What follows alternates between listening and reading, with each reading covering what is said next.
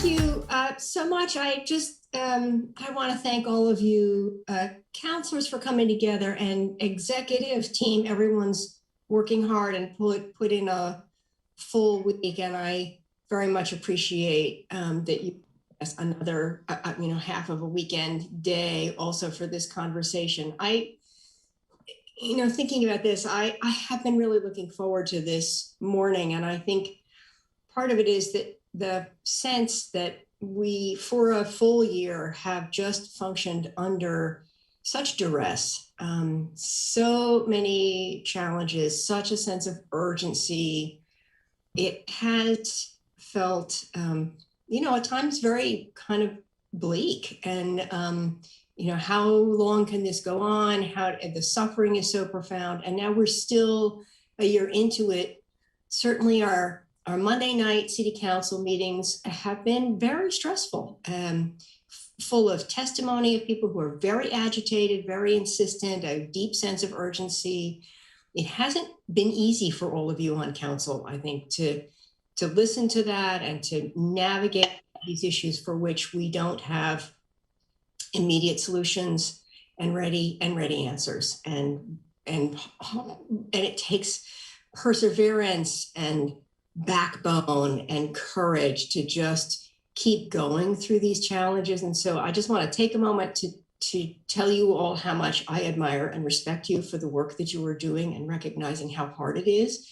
And I want to say to the executive teams how I value your indomitability and the thoroughness with which you provide us with information and support us as we go through these really hard times. And I know it has not been easy for staff either, because you're taking it on the chin when the public feels agitated. So I'm welcoming this opportunity to for everyone to have a chance to kind of take a deep breath, feel again recentered in kind of who you are, who we are as a council, how we do this work, how we kind of fortify ourselves, rejuvenate ourselves for what will be a challenging work ahead. But as I heard a quote recently of someone saying that at times these issues feel hopeless, but the work itself is hopeful. And I think our work is very hopeful. And so I am looking forward to this day as we approach it with an intention of hopefulness that we will make good progress. And with that, I will turn it over to the city manager. Awesome. And I'm going to talk until 2:00, so we're good to go. I want to say a couple of things, and I'll just do a couple of comments about the team that's here too, Mayor. Thank you so much for that, because giving up a Saturday is a lot for all of you. I know that, but it's hard to sometimes get this unstructured time where we just get this opportunity. So I appreciate that too. I want to do, we've in the past when we've done these, we've often had, back in the good old days when we met in person, coming in on a Saturday was not nearly as big of a deal, and we would have staff and presentations and be in, kind of a shared space. But I think the last year has been really trying on a lot of people. I will say that this team, this executive team and the staff team that's on this call have worked, I think, more hours in the last year than I've ever seen a team work in my entire career. And so I've intentionally tried to minimize the involvement of anybody that didn't need to be here. So this is really going to be mostly a conversation of you. The execs are here. They're going to be listening. They'll be here, especially when we get into the goal conversation, to answer questions, provide information. But they have my permission to be camera off if they want to be camera off and just listening and kind of absorbing the conversation you're having. But they will be here and they will be listening, but they're not going to be actively participating in like the values discussion. Though we do that pretty frequently, so they're pretty clear about what their values are. And I want to give some special shout outs to the staff that are here as well. So Naya, Julie, and Neil, and Buck, and Beth, and Brooke, and the rest of the exec team. So thank you for being here on a Saturday. If you happen to be in the CMO office, there are treats down the hallway for you. So thanks for that. Sorry for the rest of you that, kind of on your own there. We are, as I said in the early warm up, we're going to have this main portion of the meeting will be recorded, but the rest of your time, so when we're at lunch and we're at breaks, we'll stop recording and we'll stop broadcasting. So you will have some downtime. I just want to mention that lunch is being delivered to you. And I think that's not going to be neat and clean where it all just shows up at 12. It's going to come at sort of a staggered time. So when that happens, feel free to turn your camera off and go get it. And we'll just kind of have to play out when we do that break for lunch. So you'll have to kind of go with that. Last little technical thing. I'm going to switch over to a PowerPoint. And I know that for some of you, that's sort of like, oh God, not a PowerPoint. Just a reminder that you can actually like grab the little center line divider and you can move it left and right. So you can make that PowerPoint as big as you want, or you can make it as small as you want if you just want to continue to watch your coworkers. And if you're somebody like me that they've done brain science that shows that it's actually easier on you if you turn off your self view. And the way you can do that, if you choose to do that, is those three dots in the top right corner. If you click on that, there's actually a hide self view, and then you'll just be focusing on your colleagues and not distracted by your COVID weight gain like I am. So I'm going to switch over to a presentation and we will kind of get rolling here. Let's go here. Okay, hold on a second. We're going to just go through this.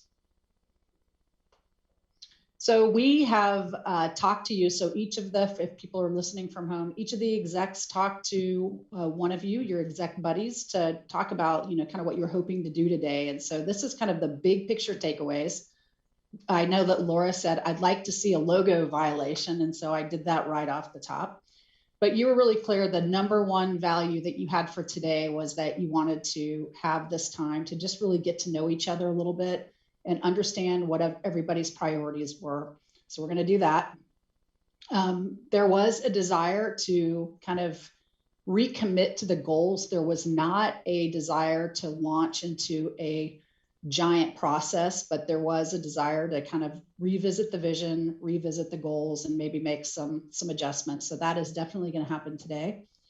The casual conversation, time to just, you know, hang out without the recording on, will happen during lunch. I know some of you really like the dated playlist, and unfortunately you didn't get to hear the first two tracks, so I'll work them in later, but yeah, there'll be some music that you know by heart or not. I know that there was definitely a no timer and kind of sort of established queue. So I'm going to give the mayor a timeout today, and I'll kind of manage how we work through this, either by just going through you alphabetically or however, kind of like we did the last time. So try to keep it just sort of you're guessing. There definitely was zero desire to spend a lot of time on this call figuring out where to put commas and specific words. And so we'll try to keep it, some of that will happen, but maybe not the advanced level of it that we know can happen sometimes. And Randy Groves really wanted a lot of exercises with 3x5 cards. So I'm going to immediately disappoint him and say, no 3x5 cards. We're not doing best and worst outcomes. Even though there's really good psychology for why that works, we're not going to do that today. So it's really basically three main chunks of your day. We're going to do this introduction and this values discussion, and then we will take a break. There'll be a little bit of music, and then we'll come back and we'll dive into the vision and goals. And then somewhere in there, we're going to get a lunch break, and it may be in the middle of the vision and goal conversation. And then we'll kind of wrap up at the end of the day, talking about how you want to communicate, how you want to be communicated with and communicate out about the progress, and maybe some process steps that could happen to help get there. So that's pretty much the day in a nutshell, keeping it simple. I can guarantee you that we will not go beyond 2 o'clock. So nobody will need to make a motion to extend. It's possible that we could finish a little bit early, and I know that won't hurt anybody's feelings. So that's kind of where we're at. So everyone can kind of just like relax into the day and get to know each other. So the first activity that we do, I sent out to you around values. And I think, you know, although you're not kind of a traditional team in the same way, like the executive team is a traditional team. Each of you are elected into positions that sometimes, you're representing your constituents. So you are working together to achieve kind of community goals, but sometimes they're not completely lined up. And when I think about team building, it's just a little bit of a nuance of team building. But I do think one of the most important things for leaders individually and then collectively as a group to understand are their personal core values and the kind of the values that the team has. And there's a reason for that. And one of the examples I give, which was different than the one I gave you, but one of the examples I give about the importance of values and understanding them is if you have two people working on a project and it is, let's just say it's due Friday at 5 and it requires some kind of collaboration between two people. If you are the creative, if core value of yours is creativity, you're likely to not only want to keep tweaking that until 5 o'clock on a Friday, but you probably also know that your boss isn't going to look at it until Monday, probably not till 9. And so you might even take an opportunity to work through the weekend and make sure it's in their inbox by 9 o'clock, because that's just really what's driving you. It's like, you got to just keep messing with it. This happens to be one of my values, so it's something that gets in my way too.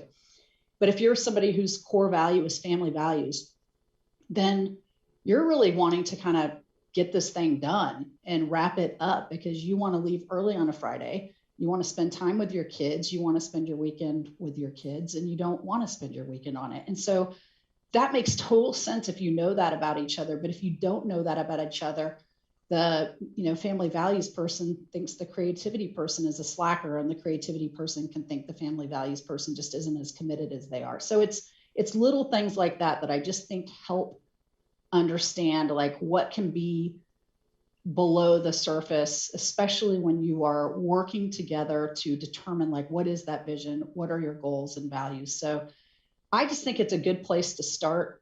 I tried, because I know this is being recorded and broadcast, to not have this, you get to choose the level of vulnerability that you want to share here. And I really tried to keep the question at, as you looked through that list of values, what are the top 1 or 2 that really feel like these are who I am, especially as they relate to the work you're doing on council, sort of what drove you to run for office, what's behind some of your goals as you're here. And so I gave you a question, and I actually feel like I'm going to stop sharing for a bit while we get into this conversation. But the question I had basically asked was that you would share your top 1 or 2 values and an example of a time when you feel they really drove a decision you made, or an effort you launched, or a vote you made, and how you see this value being a strength to the 2021 Eugene City Council. So 1 second, and I'm going to actually copy that. I'm going to copy that into the chat just so you can have it if you need to reference it again. Let's see here. No word clouds. No word clouds, Claire. I just saw that. I actually thought about it, but just for you. So that's kind of how we're going to start the day. And I think if there's anybody who actually would like to start and you want to raise your hand, you can just raise your physical hand, because I can see you and I'll just kind of be paying attention to that. If there's somebody who wants to start. Otherwise, I'm just going to grab one of you and say, go. Look at that. Councilor Syrette, Claire. Core value is. Thanks, Sarah. I forgot about the last part of the thing to ponder, so I might not have that on the tip of my tongue. But as I look through the list, sorry for my yawning dog. I know that's obnoxious. As I look through the list, the 2 that really stood out for me, and I think anyone who knows me well would not be surprised, these are the ones I chose, were fairness and integrity. And I actually had 2 examples from work I've done as a city councilor that spoke to me as examples. One was a real struggle and a regret, and the other one was something I'm really proud of. So the struggle and the regret was voting to implement the dog ban downtown, which was a vote I really struggled with and ultimately regretted. And, you know, it was a pilot program, so it expired, and I was pleased that it did. And, you know, I struggled because I felt there were competing interests, which is often what we face. And I, you know, made a choice on behalf of, you know, one set of interests. But ultimately, I didn't feel great about that.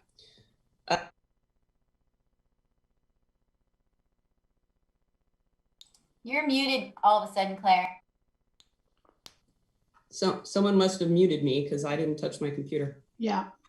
The other thing was my work supporting and working with some of the human rights staff at the time to reduce the data we collected for people who engaged in work or, you know, programs of the city as a response to protecting our immigrant community. And for me, that encapsulated both those values in that work that the city was doing as well, that it brought integrity to how the city interacted with our residents and fairness in how we interacted. So, and you know, how I see this value being a strength, you know, I think a lot of my council colleagues and city staff share those values with me. And so, you know, together, I think we can make, you know, sound, good policy, and I can help us keep those in the forefront.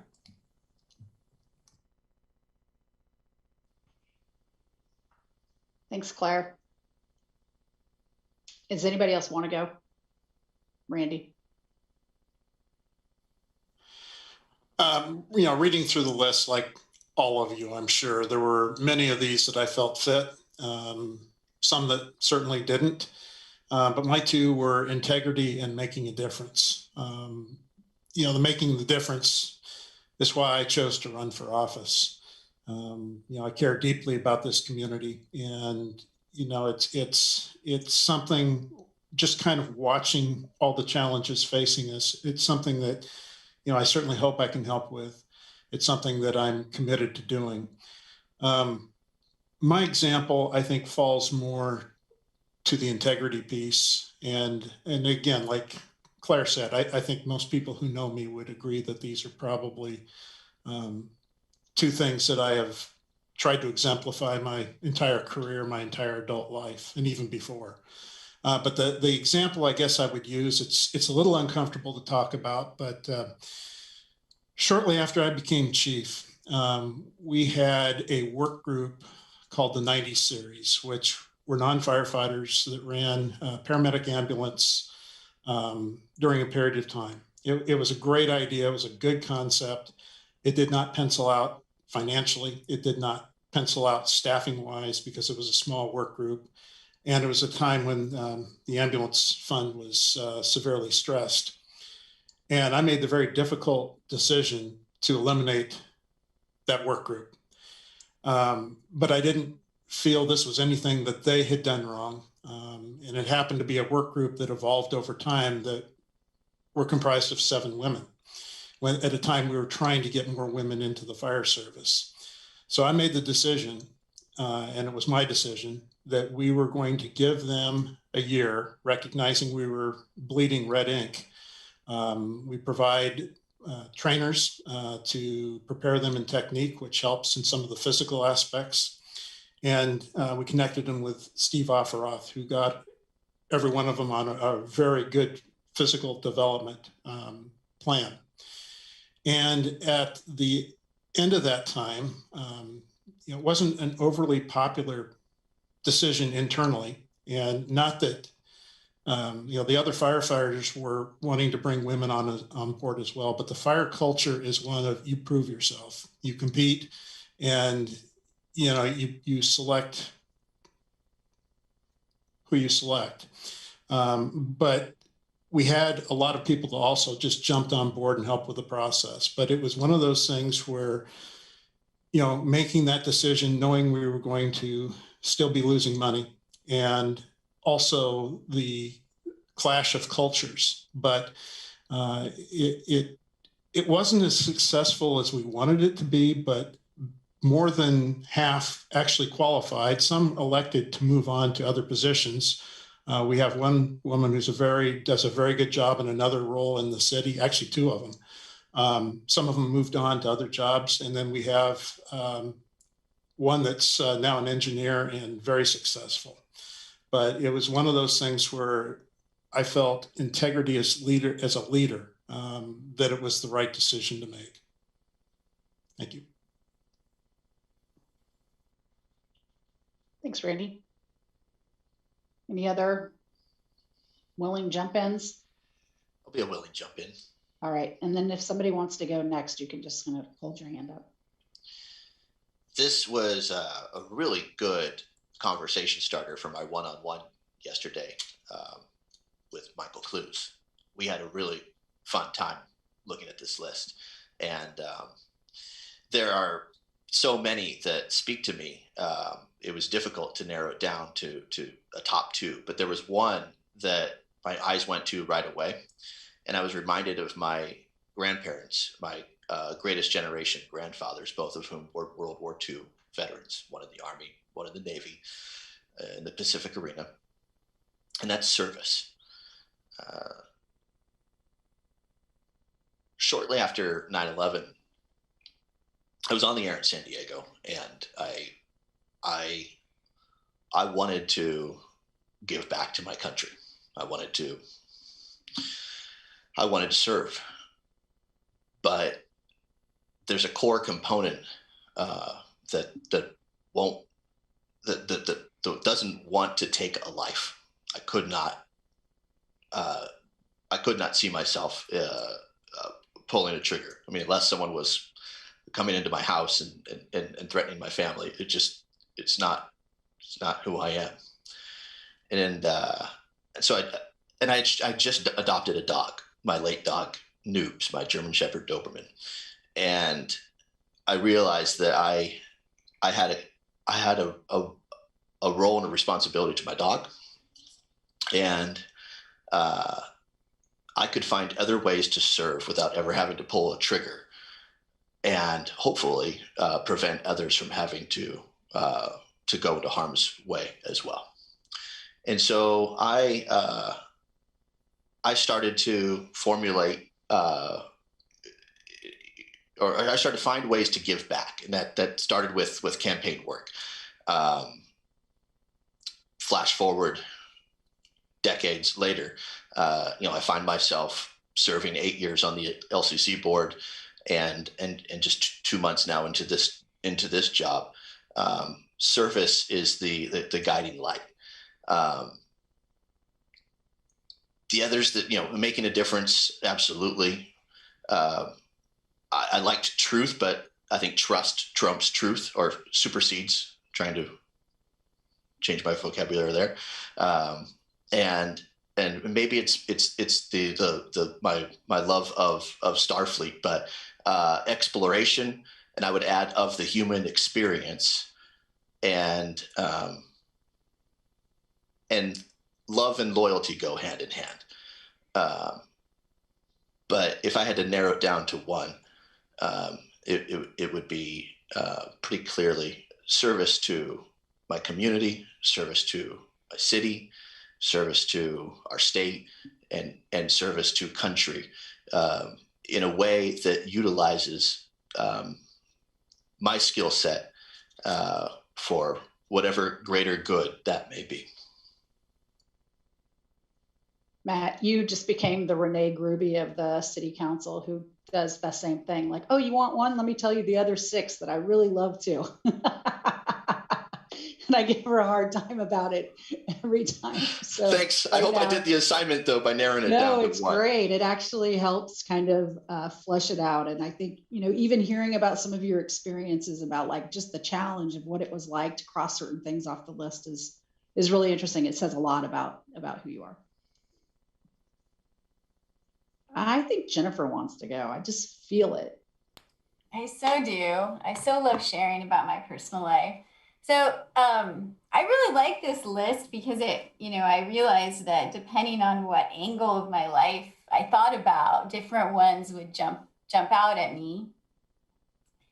But for this particular part of my life, what seems like many years ago now, I was in a place where I needed to figure out what the values I was going to base my life on, I guess, or, the point of why I'm here. And one of those things that I came up with was a responsibility to leave. When I leave this planet, it will have been better because I was here.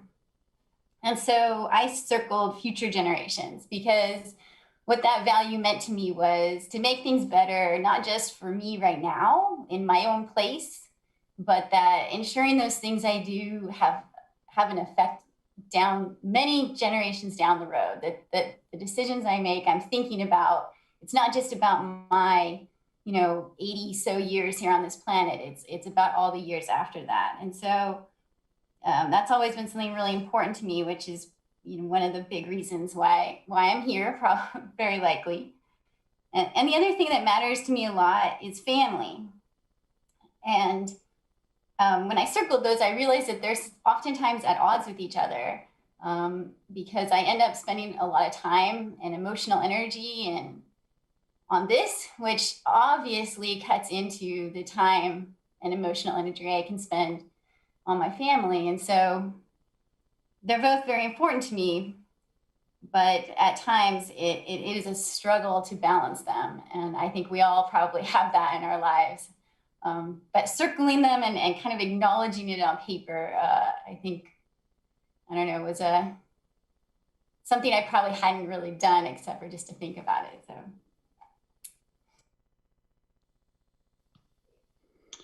Jennifer, this is so interesting because I've done this exercise with a lot of different people and teams and groups. And usually what happens when somebody goes through is they'll say something like, I always thought family was my core value, but I actually had to cross it off to get to this other place.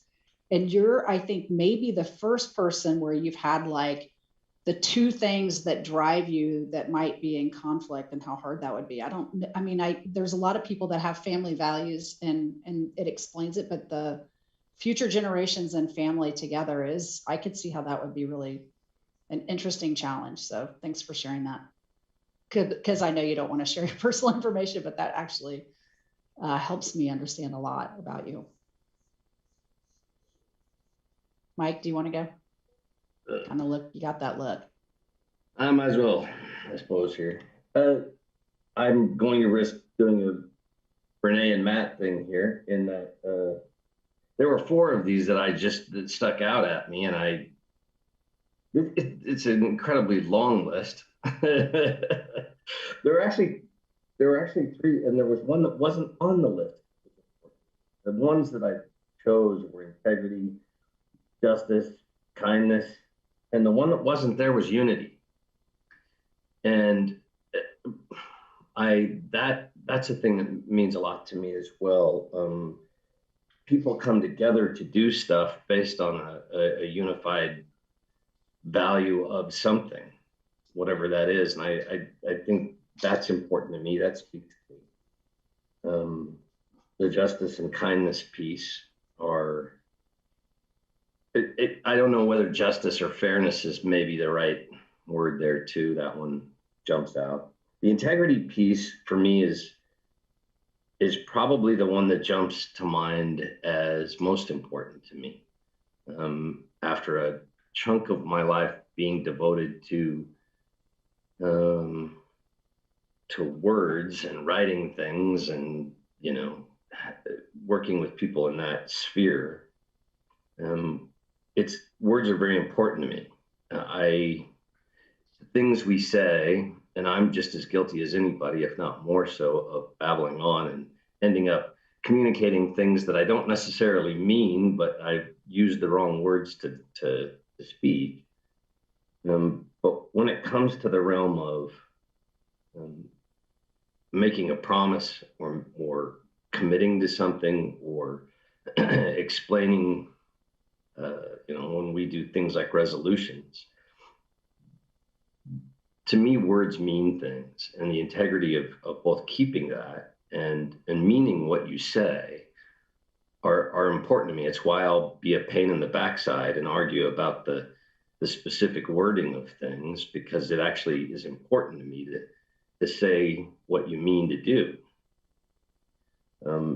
And there are times when I didn't really want to get us into a battle over wording in a particular thing we did last year with a resolution that we made. That really wasn't my intent, and I didn't really enjoy that process, but it was important to me to say the things you actually mean and to mean the things that you say in resolutions. And so I dove in saying, to me, it seemed unjust to do and to say some of the things we were saying as they came across to me.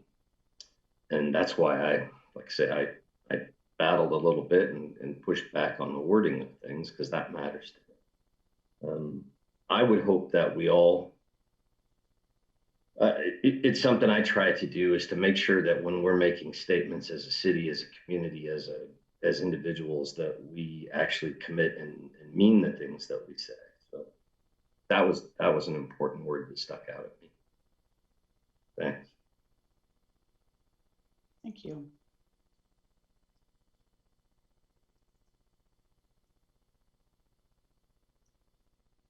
Greg, you want to go? Well, since you drafted me, Sarah, I think I can step up to the plate. Thank you. There were so many words that resonated with me as I kind of went through the list. It was really tough to kind of pick out two words that would, kind of, I was thinking about my life and kind of the themes that run through my life, and most of the themes that have run through my life have come from my mother or my grandmother, my uncles, the folks that basically raised me and schooled me. So the two I ended up landing on were perseverance and success. So the whole success thing, came from actually both of my parents. I really didn't know my father that well, because he died when I was 4. But he had overcome and achieved a lot of different things in his life to end up with where he was. And, he got one of the jobs that you could only get in terms of being an African American in the 1950s. That was really coveted. He went to work with the post office. So, that was a good, steady job, and you did that. But see, my father also worked 2 other jobs too. He painted houses and he did a couple of other things. But my mother was the one who really kind of got me focused. And, I think of success in the terms of her thought of success. You have to do better than the generation before you. You have to uplift our family. You have to, achieve certain things. So success was always drilled into my head. You have to be successful. You don't have any other choice. It's like, what was the quote from Apollo 13? I can't remember it now, but it'll come back to me. Failure is not an option. Failure is not an option. And that was drilled in me for years. So this is the success part. I'm just thinking more personally than, spreading out, because diversity, equity, inclusion, inclusiveness, all of that stuff is part of the work I do every day. But, perseverance, because I saw my mother persevere over a lot of different things. And my mother was a teacher. She graduated from HBCU. She started her first teaching assignment in Spartanburg, South Carolina, where the books were pages torn out and marked up, because those were the books that the white students, basically from the white schools, would pass over to us. So that my mother never got any new books, and she moved a couple places before she got to Cleveland, St. Louis. She taught in St. Louis, a little bit in Detroit, and then in Cleveland. But those are the themes that have been running, and it runs basically through my entire family. So I have a cousin who's a comptroller of a HBCU in South Carolina. I have another one who is a medical doctor. We have a few ministers in the family, so that's one of the things that my mother thought I could do.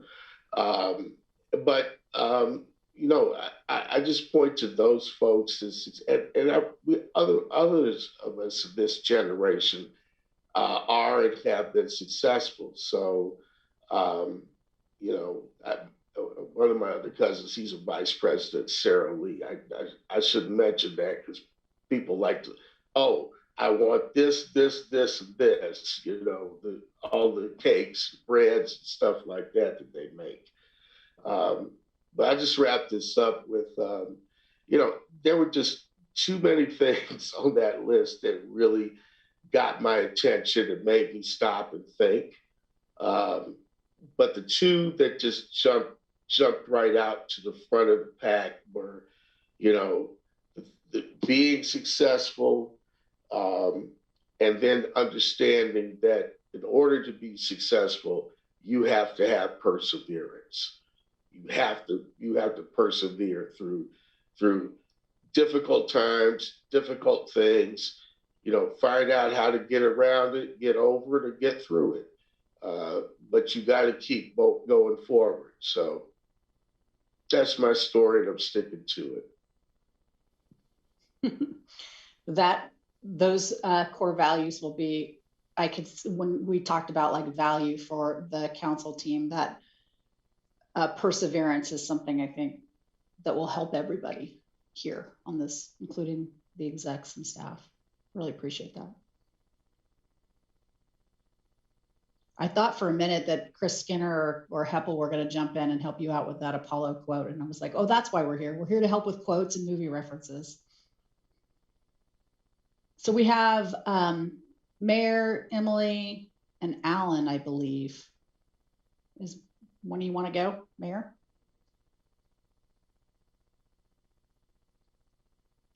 Yes, thank you. I'm happy to go. It's a wonderful exercise. So the two that jumped out at me are gratitude and community. And I would just add a third that wasn't on the list, which is clarity, which has just always sort of been this abiding drive for me to create some clarity. I just hate being in murky places. I'm always looking for clarity. But gratitude and community. And I think, I ran for office because I'm grateful to this community. I relocated here. I built a life here, a family here, and I'm grateful for all of the people who have made this community what it is. And I was, looking to make my contribution to helping this community be a strong and wonderful place. So gratitude and community to me are together. And I would say when I think about some of the actions that we've taken in my first term and the beginning of my second term, that, I actually think about housing tools and strategies, as a matter of fact, that I invested a lot of time and energy focusing on that. And that I had an experience listening to those workshops that I used to have at Shelter Care in a similar way, which was a sort of overwhelming sense of sort of astonishment and gratitude for the number of people who came into the room working to create something better, to build something better, to come together with a better solution. It is awesome, when you think about groups of community members contributing their time and their energy and struggling with these hard issues and just committing to come back week after week, workshop after workshop. So that's my first one, is recognizing that it's that kind of energy that has built our community and how grateful I am for that. And then more recently, we've now had 3 meetings of the Mayor's Youth Advisory Board. And I think that so many of I have learned so much by knowing young people, and particularly knowing high school students and their creativity, and they think outside the box, and they have agile minds. They're kind of unvarnished when you're 15 or 16 years old, and yet there's a profound sense of justice and fairness and an idealistic feeling about what should be. So I'm grateful to be in a position to be meeting with those high school students in our community, and I've had that experience at earlier times in my life. And so I think those are the 2 pieces that are moving me forward as we go into this coming year.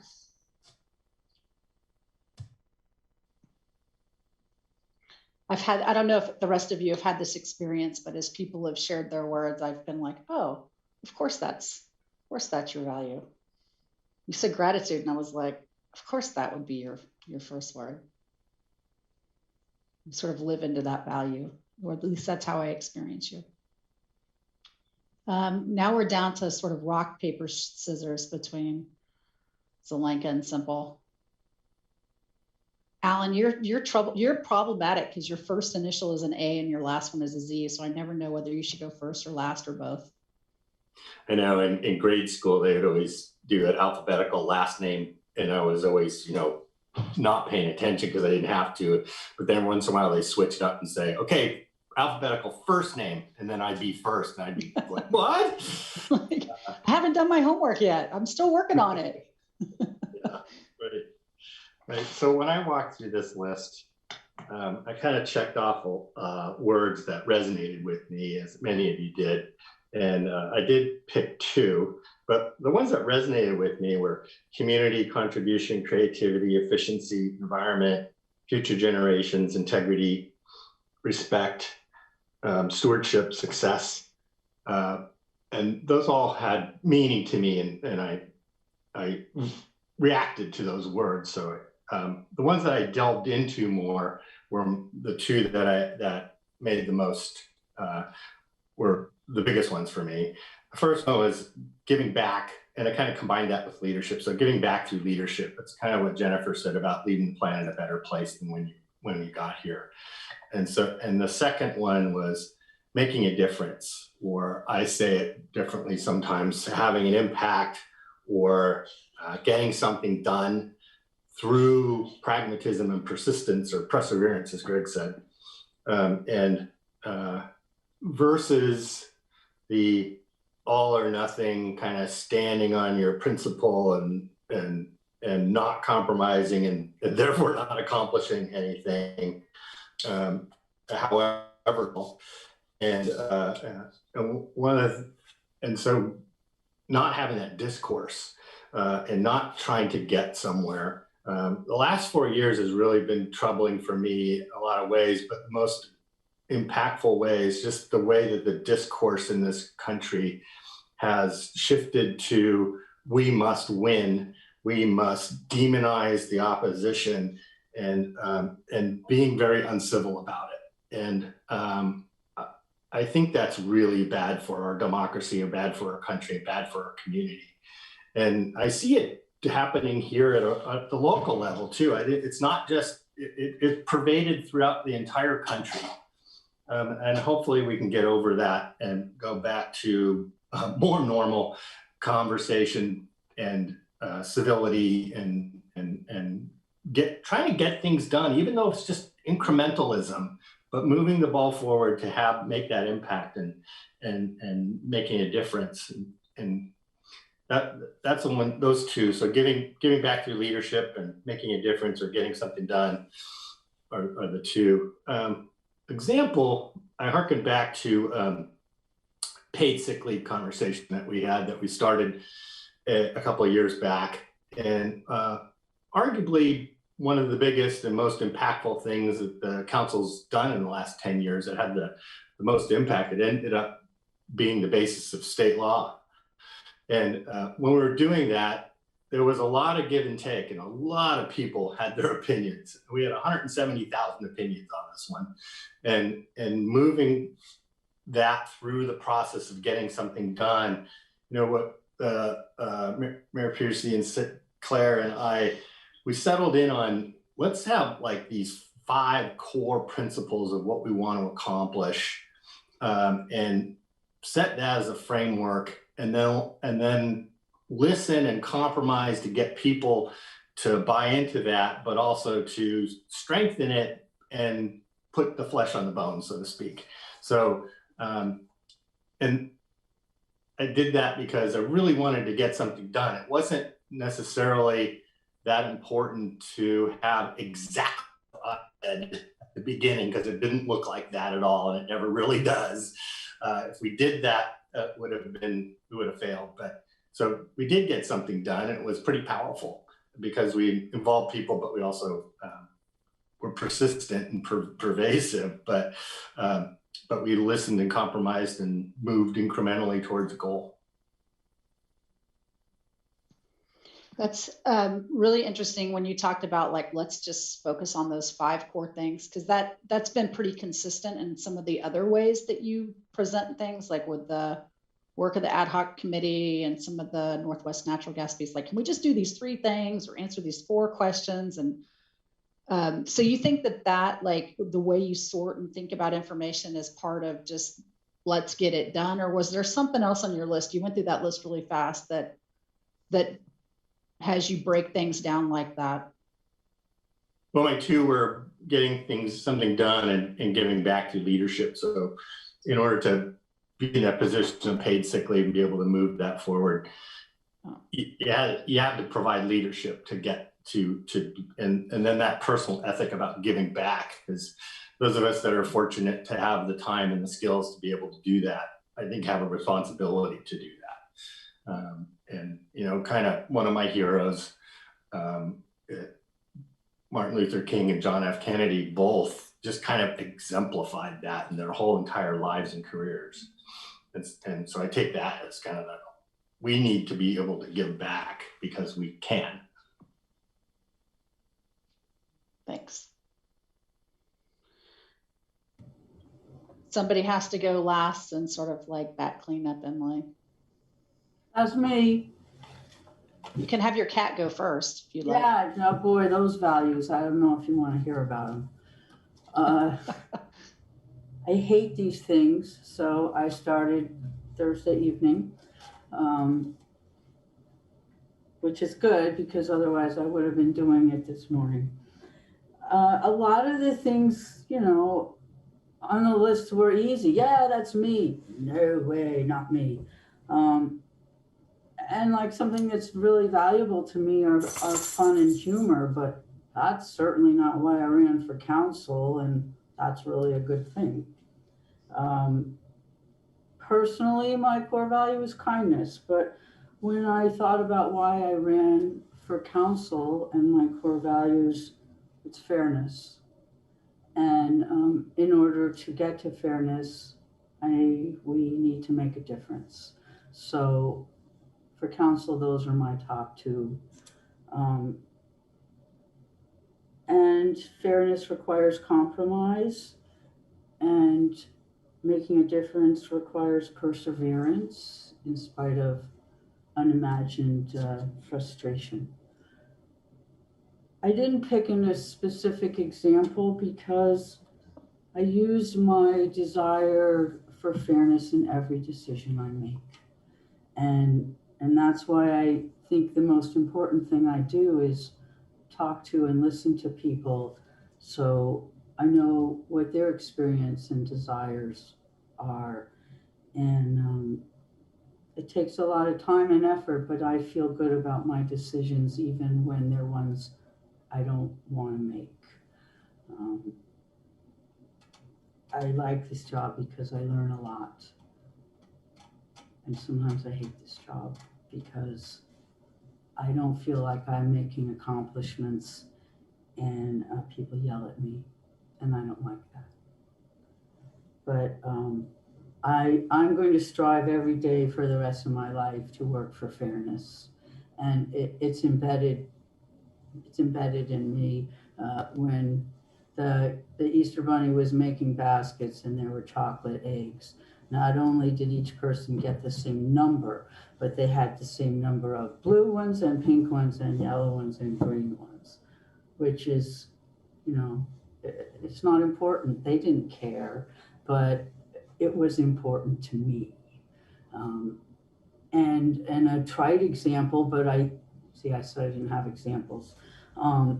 Recently, that in an effort to be fair both to counselors in our time and to our constituents talking to us who wanted enough time, and 2 minutes felt too short for them and 3 minutes was too long for me. And I said, let's be rebels and try 2.5.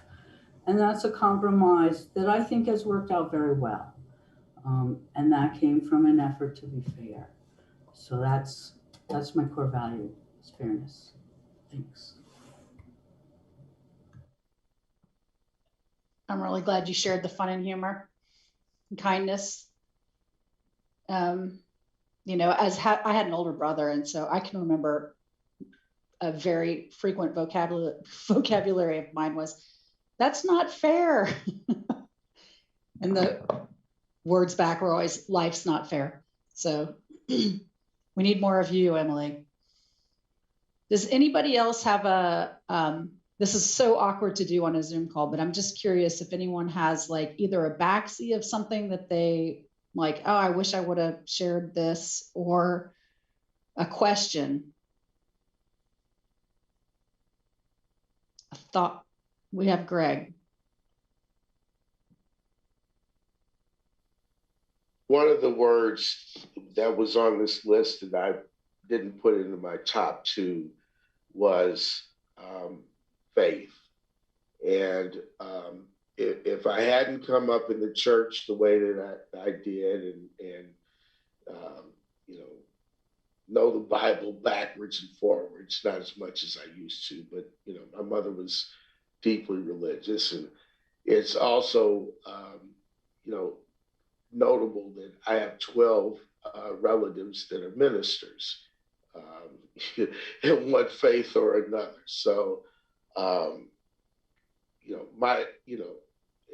it's faith. It's believing in things that you cannot see. And I look at that with the futures that we have. We have ideas, we have things that we shape in our minds about what we want to accomplish and how that is going to look. And quite often, those things don't match up. But you don't call them failures. They're successes if you get to the point you're supposed to get to. So I just believe we're all guided by another hand, an invisible hand, if you will. And our lives are planned out and charted out. There's a reason why we're here. It's because we're all supposed to be here. And this is the time that we need to serve our community and our country.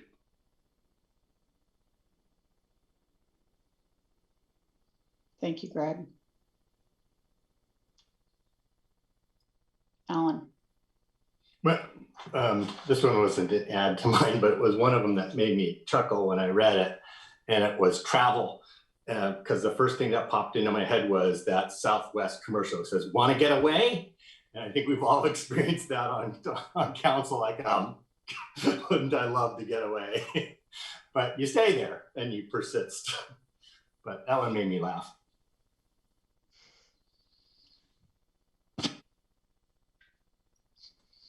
Matt. I appreciate that the mayor and Councillor Clark, and to some degree, Alan, added some words that weren't there: clarity, unity, getting something done. And on my list, I had described the word sacrifice. as a core value that I didn't see there. But I think it's very telling and as powerful to add a value or a word. Just taking a road less traveled, I guess. But it was welcoming for me to hear others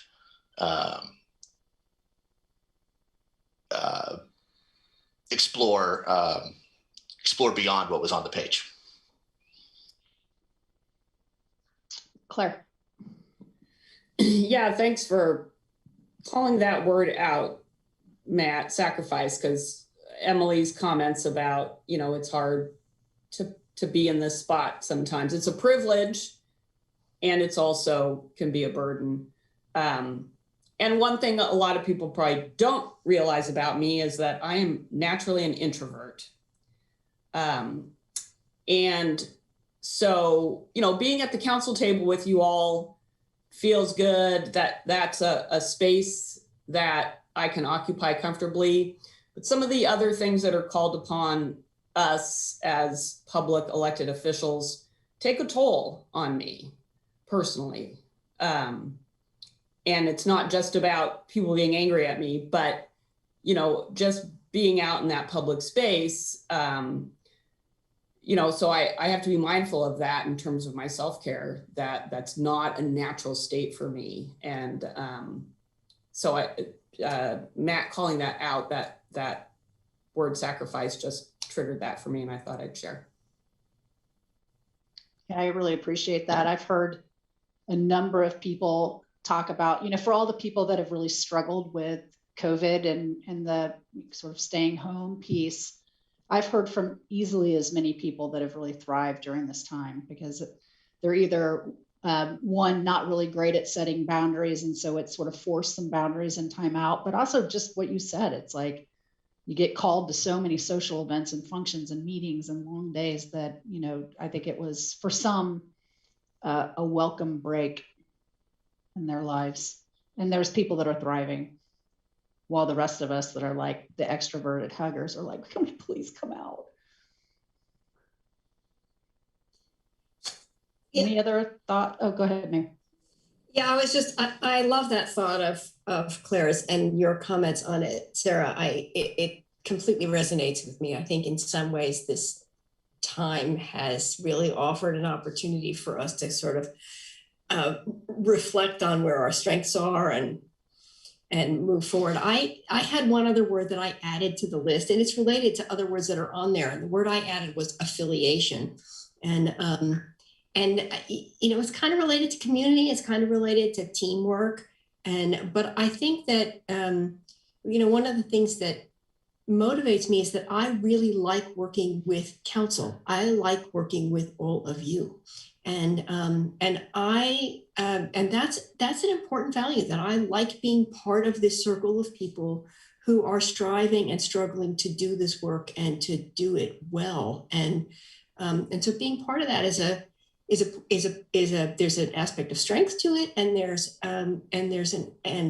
it's encouraging, and there are many moments when I'm just proud to be a part of this collective endeavor. So affiliation is one of those words. Do we have any other word adders? Oh, Emily. This isn't a word I'm very good at, and I didn't pick it out of my list until right now, and that's gratitude. And I'm grateful for all of you, both my colleagues on council and our dedicated staff. And that's what supports me in my perseverance. So thank you for letting me have a little dalliance with gratitude. Thank you. Greg.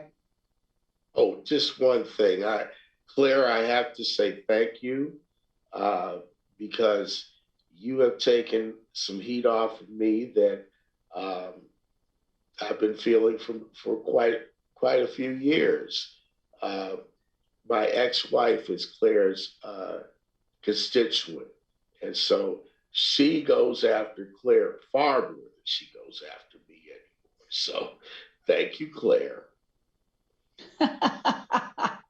That's great. Mike? In our regular course of work, Alan and I sometimes don't end up in the same place. And I really appreciate this exercise today and our willingness to talk about it, because I just understood something about Alan today that I didn't really understand very well before. And this helped me get what drives him better by Alan, by your willingness to talk about it, and by the exercise and our focusing on this. And if you think about it, our two comments today kind of reflect a pretty broad difference. Mine being probably more severe, and yours being more, hey, let's figure out somehow we can go, and it doesn't have to be perfect. And I got all of that, but it helps me understand those times when I may not be on the same page. So I appreciate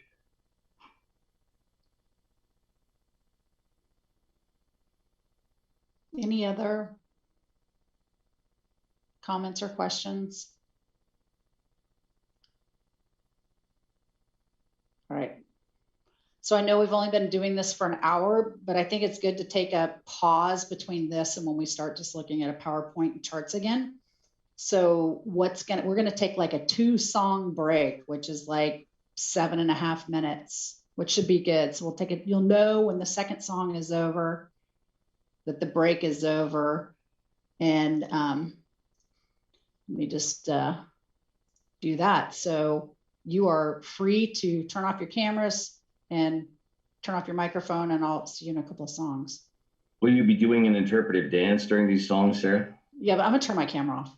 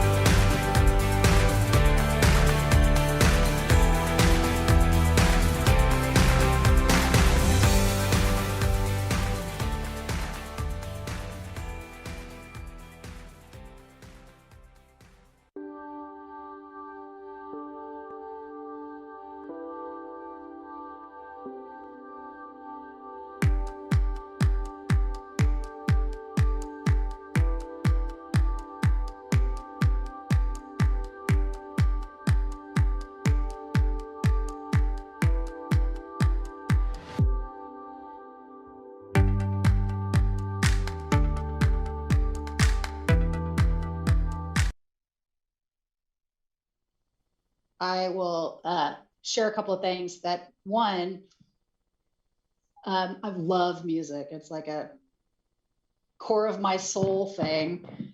And I'm not good at listening to words. So I will often be singing like la la la la, and I'll be like, it's my favorite song. And somebody will say, you know, that's about like a murder or something. And I'm just like, oh, I didn't even hear those words. And it's possible that there could be something on here that's explicit or not great. So apologize for that. Hopefully it'll just make you feel good and have a little extra levity in your day. Emily. I want to thank you for the break and the music. Since we're sharing personal things, I really love to dance. And so I did a little of my own interpretation. Thank you. You know, I think we're going to do an exec flash mob sometime today. And I'll just say, because I see the flowers behind you, just remind everybody that tomorrow is your birthday. So happy birthday, Emily. These are from my high school boyfriend. He sends me a dozen yellow roses every year. Well, it also happens to have been my no longer alive mother's birthday, so I always remember it. So I'll just say one more thing, and we'll go back into the PowerPoint. I didn't share my personal values, but I have 3 that sort of always resonate with me. One of them is authenticity, which I've stopped calling a core value because I just think it's who I am. It's not like when I'm making a decision, I'm like, what's the most authentic thing to do? It's just, I really struggle with things that aren't authentic. And so usually what that means is I have to build my own PowerPoints. I have to figure out my own flow of doing things. I can't do presentations that other people build. And like this plays out in ways like, I don't like to do scripted notes on a presentation. And unless it's something important, like when we were going through the farmers market deal points a couple of years ago, every time we met, I went through a script because I thought it was just so important not to miss a detail. But one of the things I really hate doing, this is just a little inside thing, is reading the public hearing scripts on Monday nights when I have to be like, the following public hearing is a chance for the guy. I detest doing that because it just feels like so like not my words.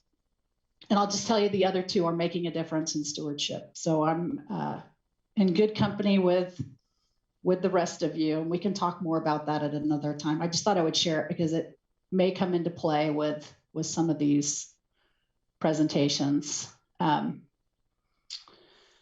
right, so I'm going to open that back up, and let's see here. I'll turn the music off, unfortunately. We'll do that again later. You've given me the idea, Sarah, that we could pre-record your public message statement. And we just have to do it one more time. You know, it'll just be entertaining for you guys, because now you'll know, like, oh, let's see if she stumbles over her words. We know she loves us. So I'll laugh when we do it. So I just wanted to do a really high level reminder of kind of what we did in our last workshop. And I'd like to share some extra gratitude here to Matt and Randy for joining in last fall when we had our workshop, because I think you're coming in with a grounding of understanding and what that work was that you wouldn't have had you not also given up part of your Saturday before you were in office. So I really appreciate that. But we talked a lot about the idea of how do you get upstream from problems, and that the system is perfectly designed to get the results that we want. And we actually had a couple of different things that I asked you during that one.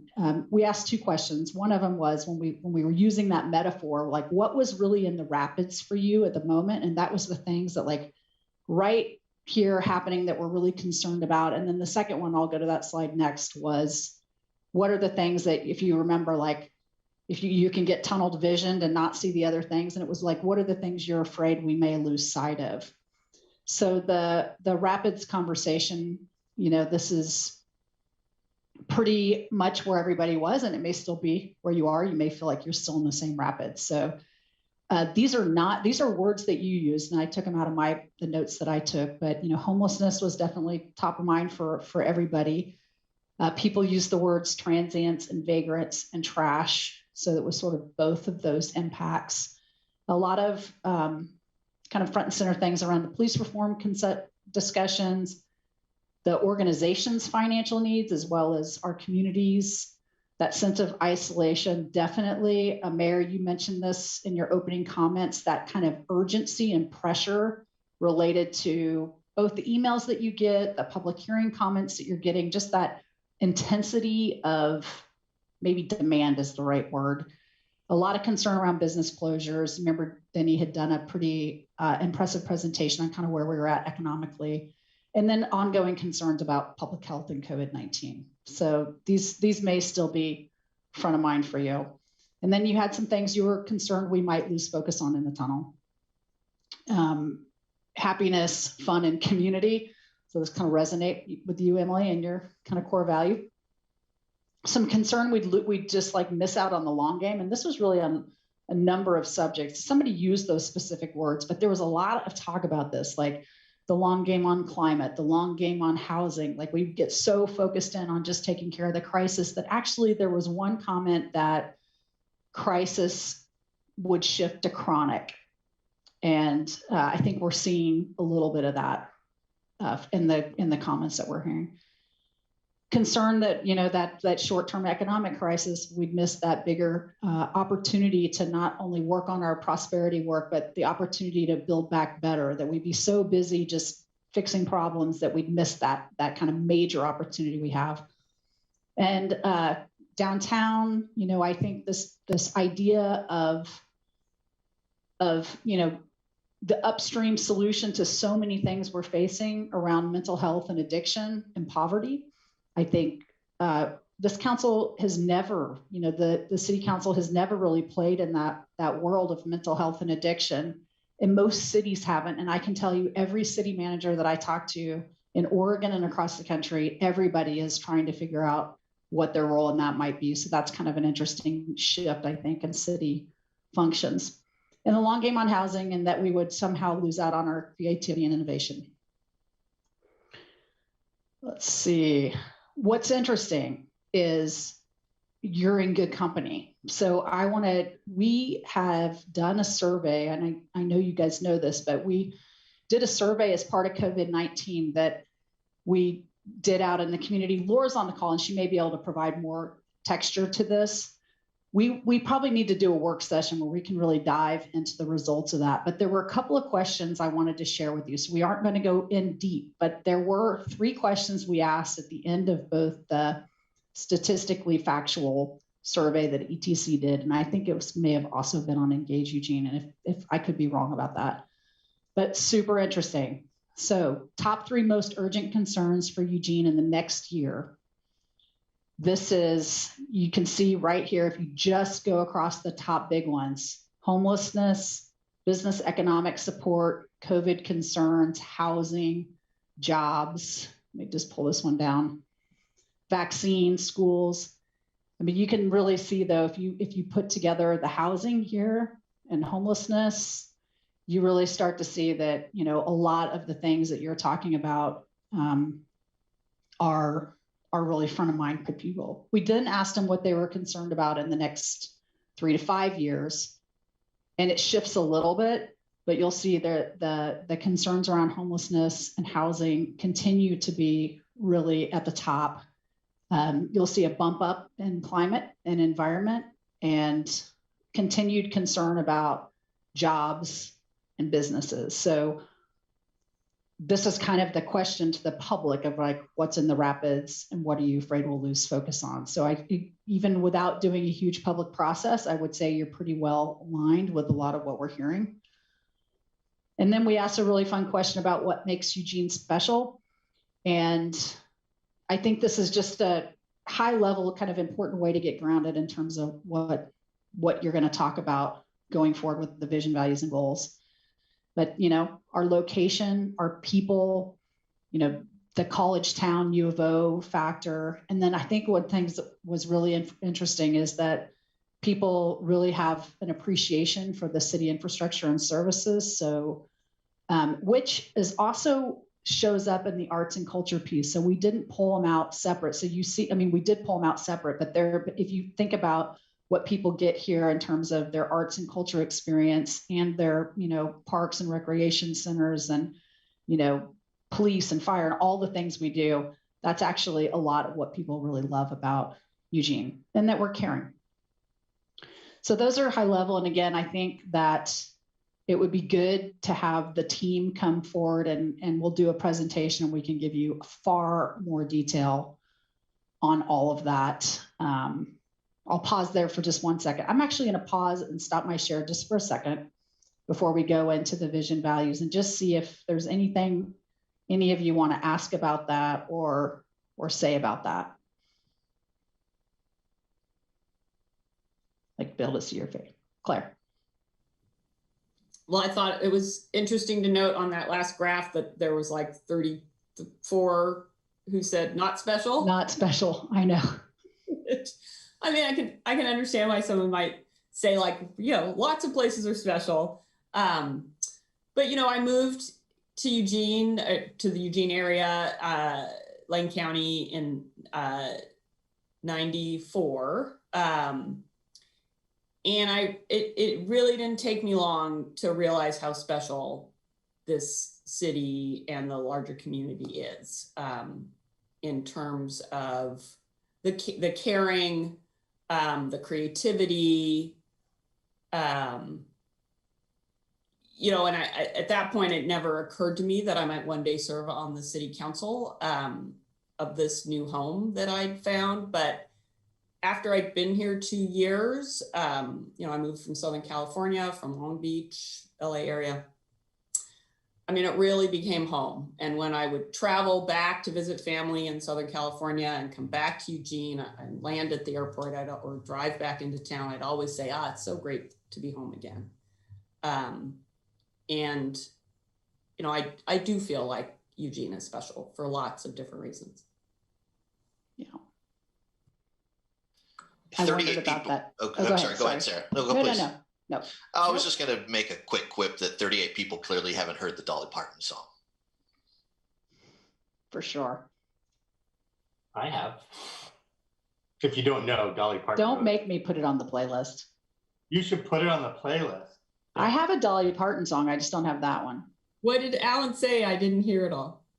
Dolly Parton actually wrote a song called Eugene after she played here. I didn't know that. And yeah, it's a great song. That's awesome. About how special Eugene is. You know, and I was going to reiterate that. Go ahead. Sorry.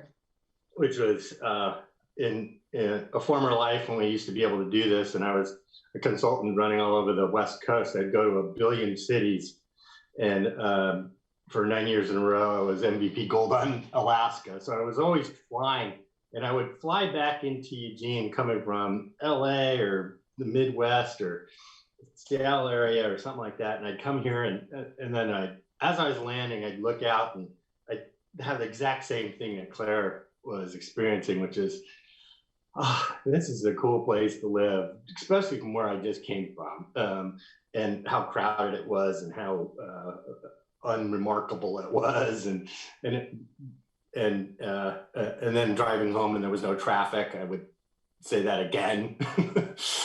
Relatively speaking of traffic, people still complain about traffic, even though there hardly is any here. But the other thing that struck me in that experience was I would go to all these cities and I'd pick up the local paper almost every time. And it was surprising. It wasn't surprising, but it was so consistent that everybody was dealing with the exact same issues. We tend to think that what's happening in Eugene is just a Eugene thing. Went to East Bay once and picked up the Contra Costa Times. And the two stories on either side of the front page were about homelessness and public safety. And that was just consistent all over the place, that the stuff that we were dealing with was the stuff everybody else was dealing with at the council and at the community level. And sometimes we lose track of that and think that it's only us. Like, we're the only people that are homeless. That's not true. I'll just share with you that Dolly Parton wrote that song after she came to Eugene. I think it was in the 60s, and got here traveling as a part of another show, was incredibly sick, terribly sick. Didn't think she was going to be able to go on stage, went on stage, told everybody that she was sick and not feeling well. and it was total Eugene Cares, like what you just saw. People just like cheered her on and like gave her all this love, gave her a couple of standing ovations. Apparently she like literally went like right back to the bus and wrote the song about Eugene. So we've been trying to get her to be here for what we thought was going to be 2021 World Championships and now 2022, and have some folks locally that are working on some connections. That would be a really cool thing. Perhaps we could celebrate her future Presidential Medal of Freedom award. There we go. Laura, put it in the chat there, Sarah. What, the song or the? Apparently, I didn't. Oh yeah. Click. It's in the Spotify list. I can stick it on there. There we go. Laura put it there. Good job, Laura.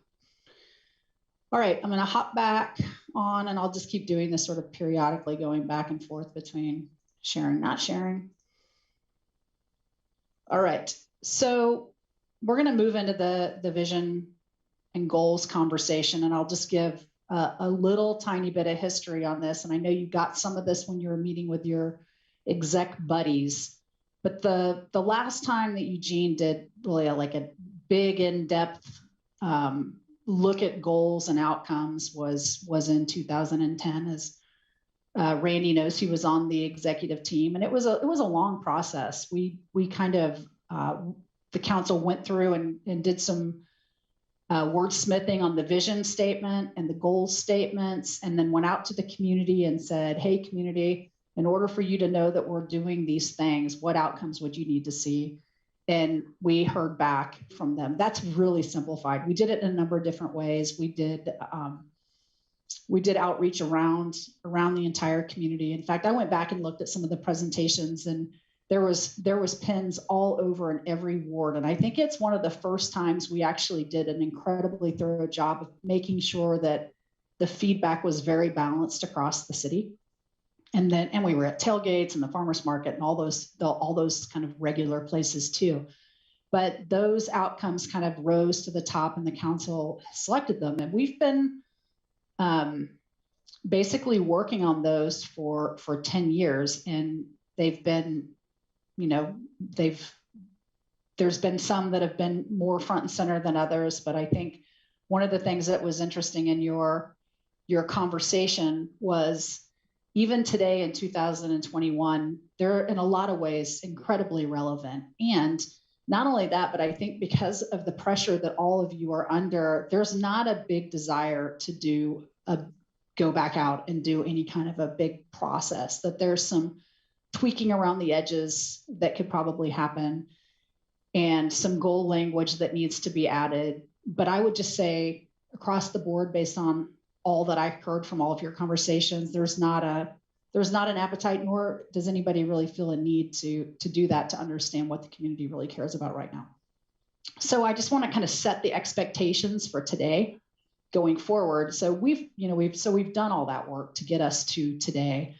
And what we're going to do today is I'm going to go through each one of these areas, starting with the vision statement, and I'm going to introduce to you some possible edits and adds that represent what I believe to be what you shared for the most part, what you sort of consistently shared in your one-on-ones with execs, and what you've been saying in particular since January, when we've had this new council, as a starting point. And what we'll do today is I'm going to go through them all. So it's going to be hard because I think you're going to want to jump in slide by slide by slide. But what I'm going to do is I'm going to kind of walk through them all, tell you kind of what my thinking was based on what we heard. And then I will drop a PDF into the chat that'll have all of the things that I have. And we can pull back out and just talk about all of it as a whole, and we can hone in on any one and just have a general conversation. I'll see how that goes. You don't have to vote on this today. My plan is that we will listen and we'll take feedback and see how close this could possibly be. And then my recommendation is that we come back at your first work session after you come back from break. So we have a 90-minute period right then. And I think what we'll do in that 90-minute period is we will have the kind of like, this is it, and this is what we're reaffirming. And we'll do that along with some process items, because I think there's going to be some things that you may want to adjust in your process that will really help make sure we're moving forward and making progress. So today you can kind of just relax into the conversation, and we'll get that sort of thumbs up vote in April. So I'm going to start with a vision. And one of the questions we asked you was, how important was it for you to work on the vision, and how important would it be for you to have shared values? And so I'll start with the values piece, because what I think we heard was not that important for most of you. In fact, some concern that if you had to select your shared values, that it would just be a long process that we'd never get to the end. So as I looked at this and was going through it, I realized that there's actually a lot of values built into this. And so one really quick edit could just be, you rename this your vision and value statement. So that's one. And then there's a lot of things in here that you could start wordsmithing in terms of specific verbs, or, you know, where you put the comma. But I think generally what we heard was that this big overarching statement was pretty darn close to how you all feel now. There was a couple of comments about the last sentence, and that we have this, you know, big, broad statement that talks about our economy, our educational assets, and our cultural assets, and that it just lands with this kind of, so you can achieve financial security. So one possible edit that might resonate with those that brought it up is that we kind of fade that back out and we finish it with, so that every person has an opportunity to thrive in Eugene. So that's all. So this represents kind of like the small kind of let's tweak around the edges and make sure it works for everybody. So I'm going to keep going. I'm going to go through all the goals, and then we'll come back, unless I can't see everybody right now. So, okay, now I can. Hold on a second. Does that feel like that'll work for you, or okay? What did it say before, Sarah? Can't read it. Okay. I like that edit at the end. All right. Yeah, I like it.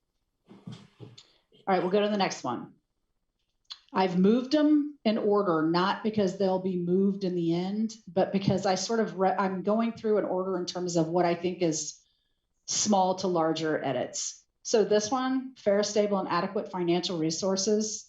I think across the board, I did not hear anybody that thought that there needed to be anything really shifted or added to this. So this is going to show you the level of tweakness that I'm doing, that I'm recommending based on what we heard, and that this one would actually just be the same as it is right now. Accessible and thriving culture and recreation. Two things. There was a comment that it felt like it didn't really elevate parks in the way that some of you would want to hear that term, parks. And so one possible edit is we put it in the title. So we have accessible and thriving culture, parks, and recreation. And based on a lot of your conversations that you've been having recently around wanting to make sure you have great parks, wanting to make sure you have an urban canopy, wanting to make sure that you have clean water, potential new goal area could be to grow our green infrastructure. Knowing that some of you would be like, oh, it's Eugene growing their own.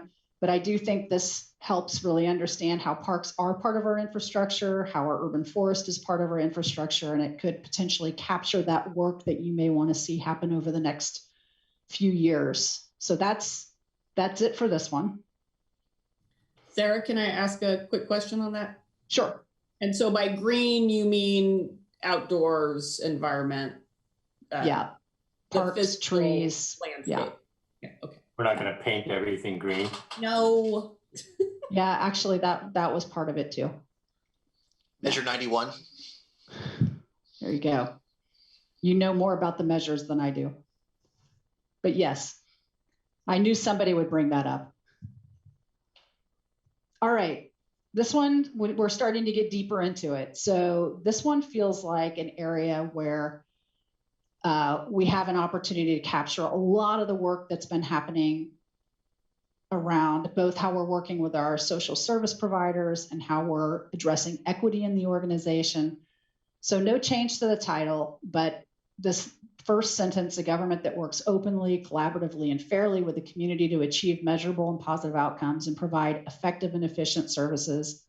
I'm recommending, based on your conversations, that we add equitable to the front of that list. So we provide equitable, effective, and efficient services. And then going through here, stronger partnership between government entities. While I think that's equally important in 2021, and I think you do too, there was definitely a recognition that that needed to be beyond just our public partners and that we need to be working actively to build our relationships in the private world too, with nonprofits, businesses. So one possibility is that we add that.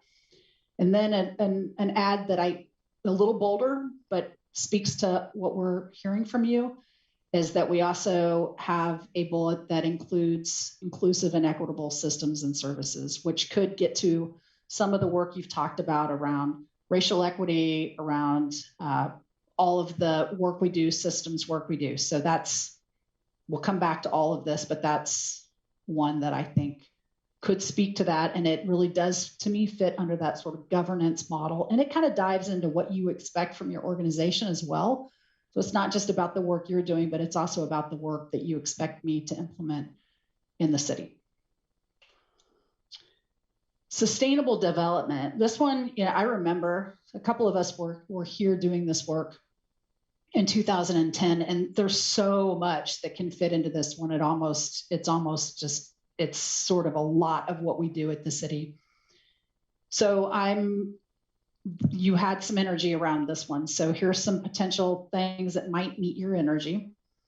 First one is sort of on the increased downtown development.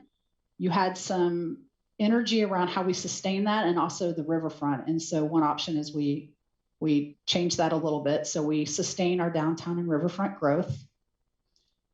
The support for small and local business, instead of it being really sort of specific to that, instead we are building in that we're actually supporting a resilient small and local business environment. And that speaks to a lot of some of what we heard around. We really want to be more encouraging of that business environment. And then I want to give a nod to the fact that while a number of organizations are working towards kind of having their equity lens, that the city has had an equity lens on our work for a long time with the triple bottom line.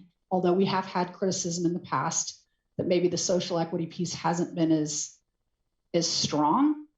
And so I'm proposing that maybe one of the things we want to do is refresh it and sustain it. So, and maybe rebrand it, that this is really our Eugene lens, our huge lens that is an early adopter and innovator in terms of providing that kind of way we look at our policy decisions, but that it's 2021 and it could stand to be looked at to make sure that it is bringing in particular, the racial equity pieces that we're concerned about into that the right things are in that mix. So it's a refresh and sustain. And then an add to improve access and options to housing and shelter, which has been front of mind for all of you. We could probably keep going down the list, but I think the idea is that we come out of here with like a handful of things that are really more high level. Safe community, last one. So safe community for me was a little bit more challenging because you are in the middle of a number of conversations that directly relate to pretty much every one of these bullets, and you haven't received that information yet back. And so one thing I'm proposing is that these are under construction and we don't adjust or adapt them just yet until you hear from the community, because I think that feels, again, authenticity, core value. It feels premature to jump in and decide that's what those would be. But I have heard a number of things that suggest maybe there's a couple more we add here. One is around really calling out decreased hate and bias crimes. It's equally as important, more important maybe for most than property crime. And then the second one is that we're increasing our resilience for natural disasters. And this could include Cascadia, but there was definitely an interest in making sure that we're including that kind of wildfire preparedness. So that's the total of the adjustments. I'm going to do something really quick, mostly because I can't, if I don't stop share, I can't move things around. So I'm going to just drop the final document into the piece. Is there somebody who, and then we'll just kind of jump in and talk, but I think it might be helpful if you actually can see them all at the same time. So you just do this real quick. Hopefully it works. It's not gonna, it doesn't want me to do that. A link is easier, Sarah, if you have it that way. Yeah, except it's linked into my, basically my computer. All right. How about this? How about I pop up? Is there a play? Let's start with the vision statement. And I'm just going to pop that up really quick. I'll do it through a different way. As you can imagine, I was just imagining that if we tried to go through every single one of these, it would be really hard to get through it slide by slide until you kind of got a feeling of what everything was. So,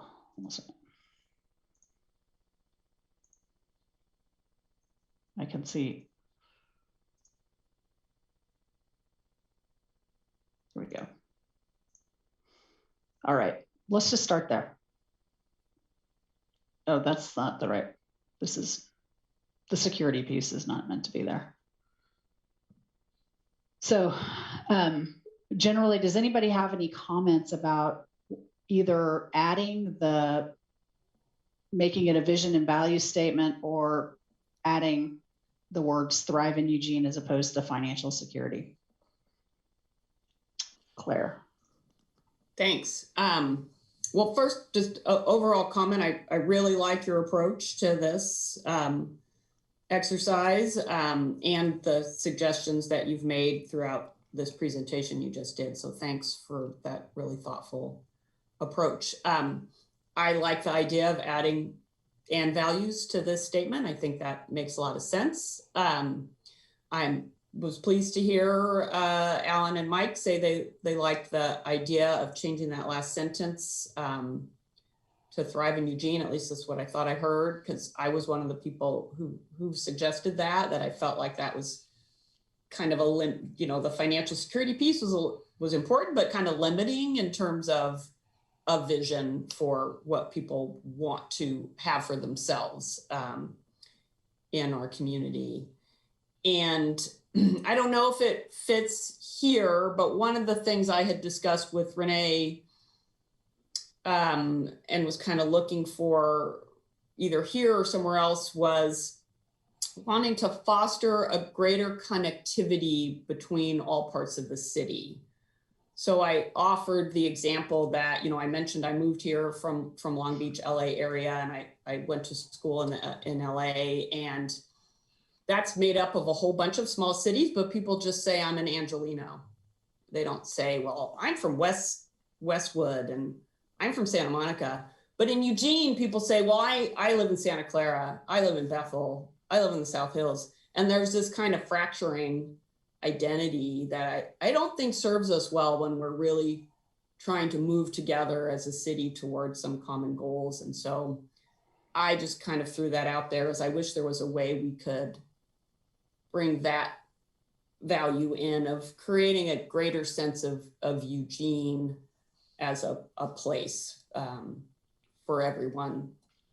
Not that doesn't mean losing those identities of those characteristics of individual parts of the city, but so those are my thoughts. Thank you. Renee did share that. I wasn't sure if it was captured in the embracing our common humanity, if there was a different way to say that. But I remember that there's one person on this meeting that had a lot of, that actually made this wordsmithing around our common humanity as the source of our strength. So I didn't want to change it up just yet. Did you have an idea of where it might go in there?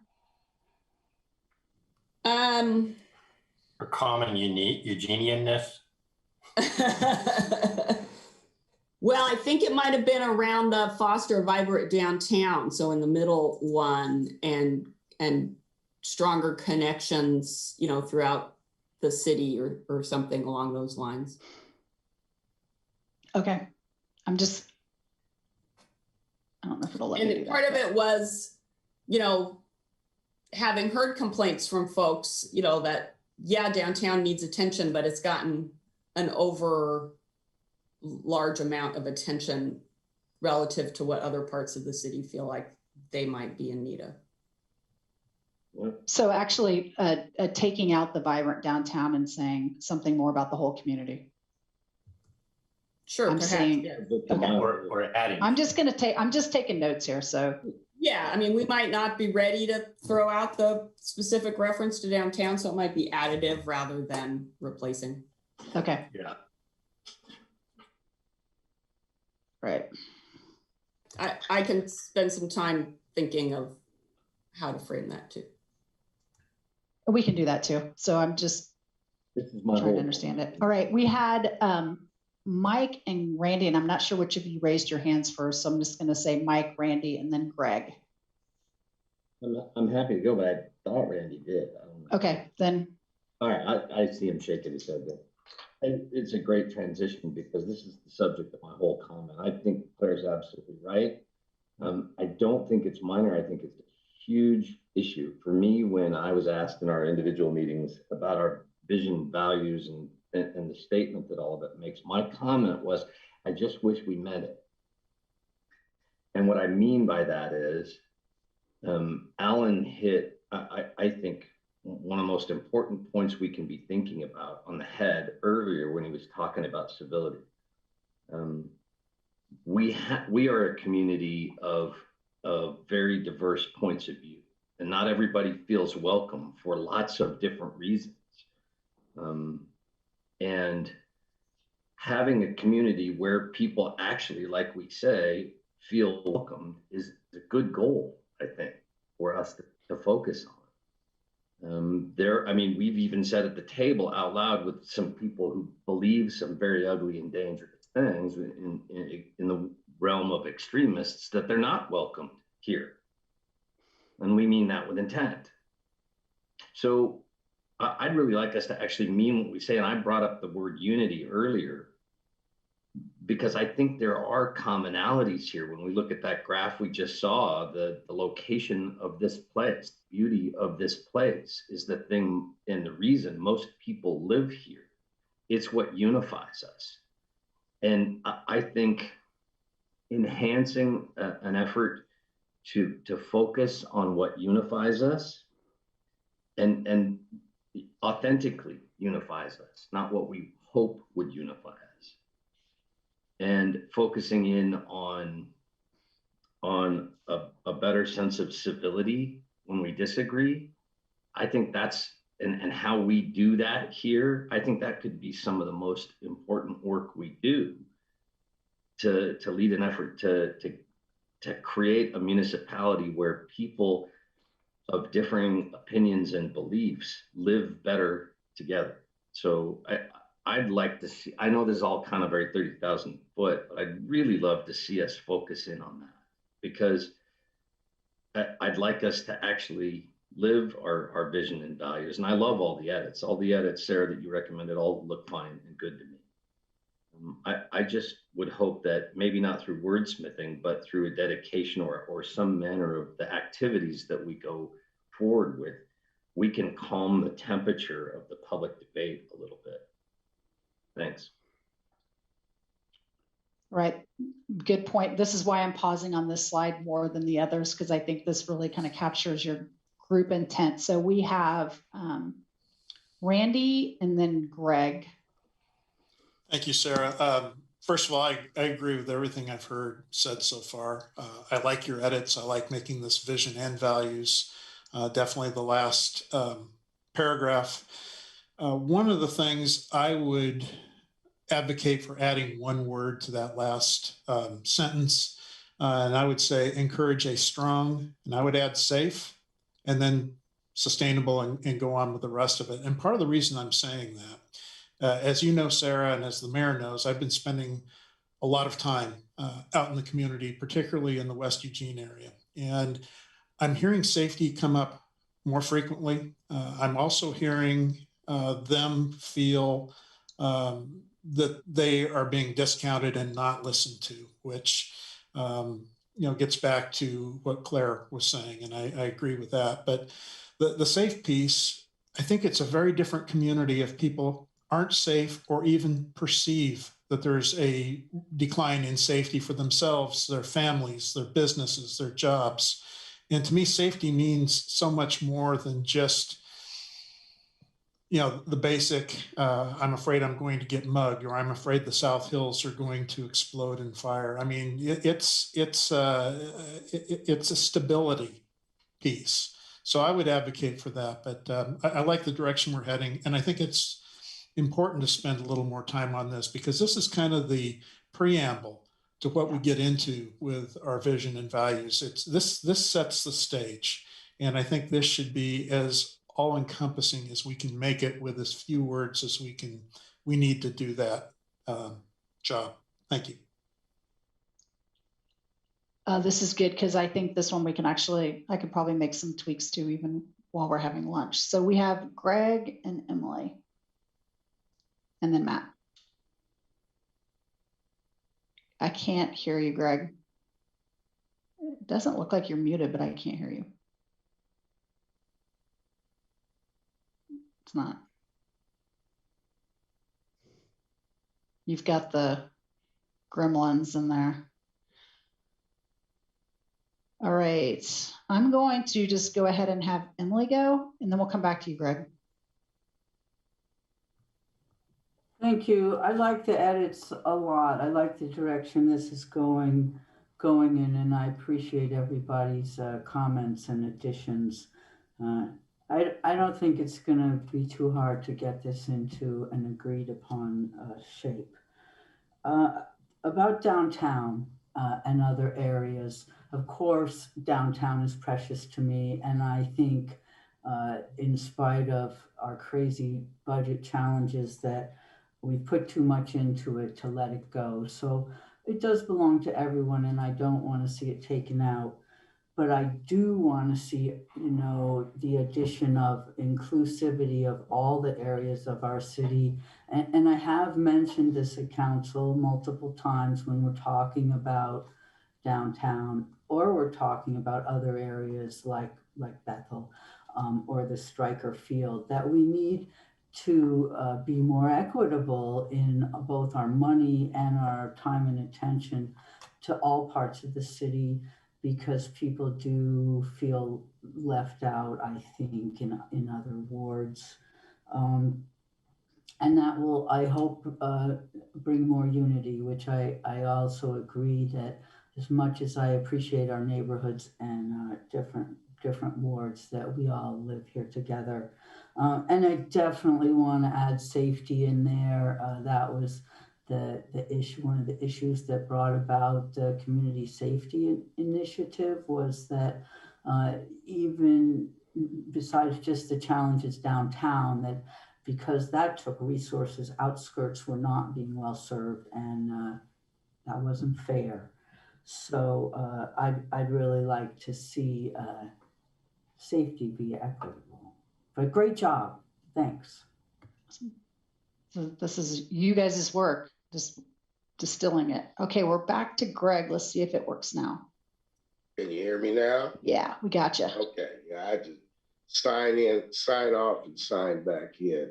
So on the first paragraph, I think there's a couple of words missing.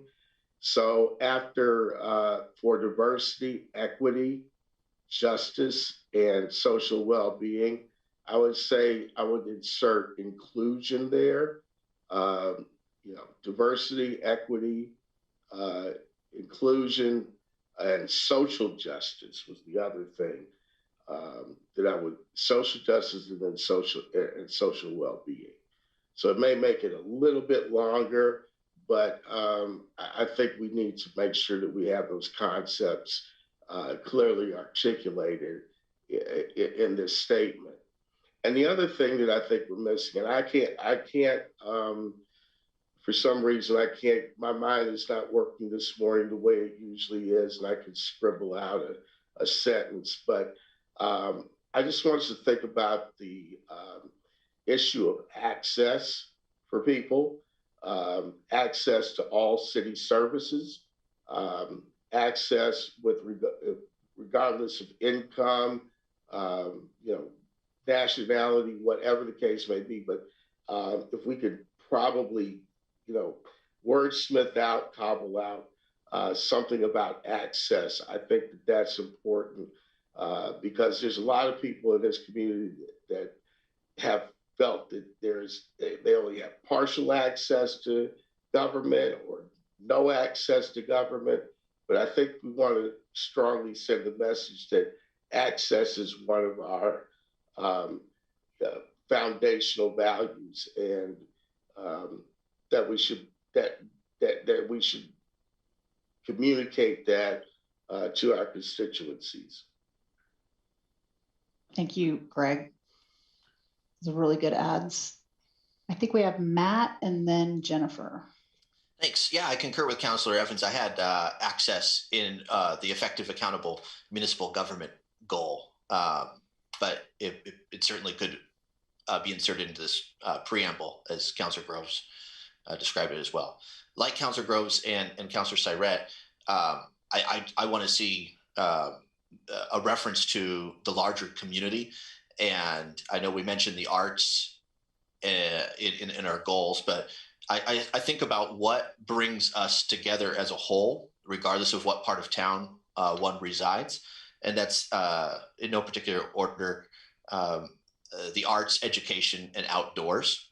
And perhaps even there's an opportunity to celebrate Tracktown USA.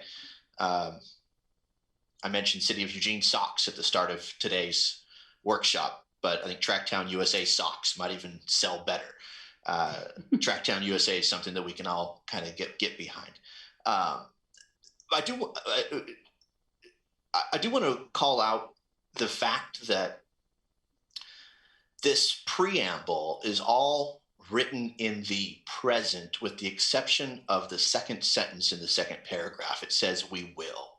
I would suggest that we strike the word "will" and combine the two clauses to read, "being responsible stewards of our physical assets and natural resources, comma, we sustain our clean air and water," and so on.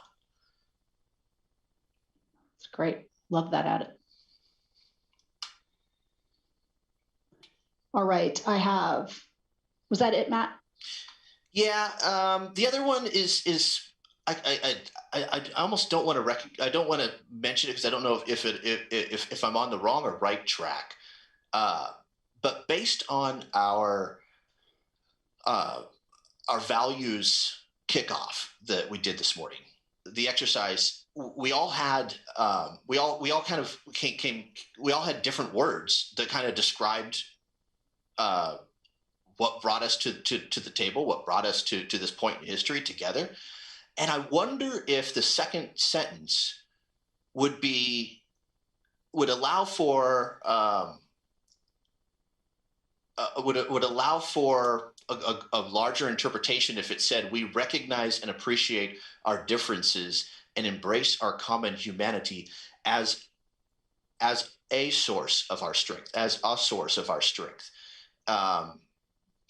Recognizing, then, one could infer that whether it's faith or commitment to family, that there are other sources of our strength.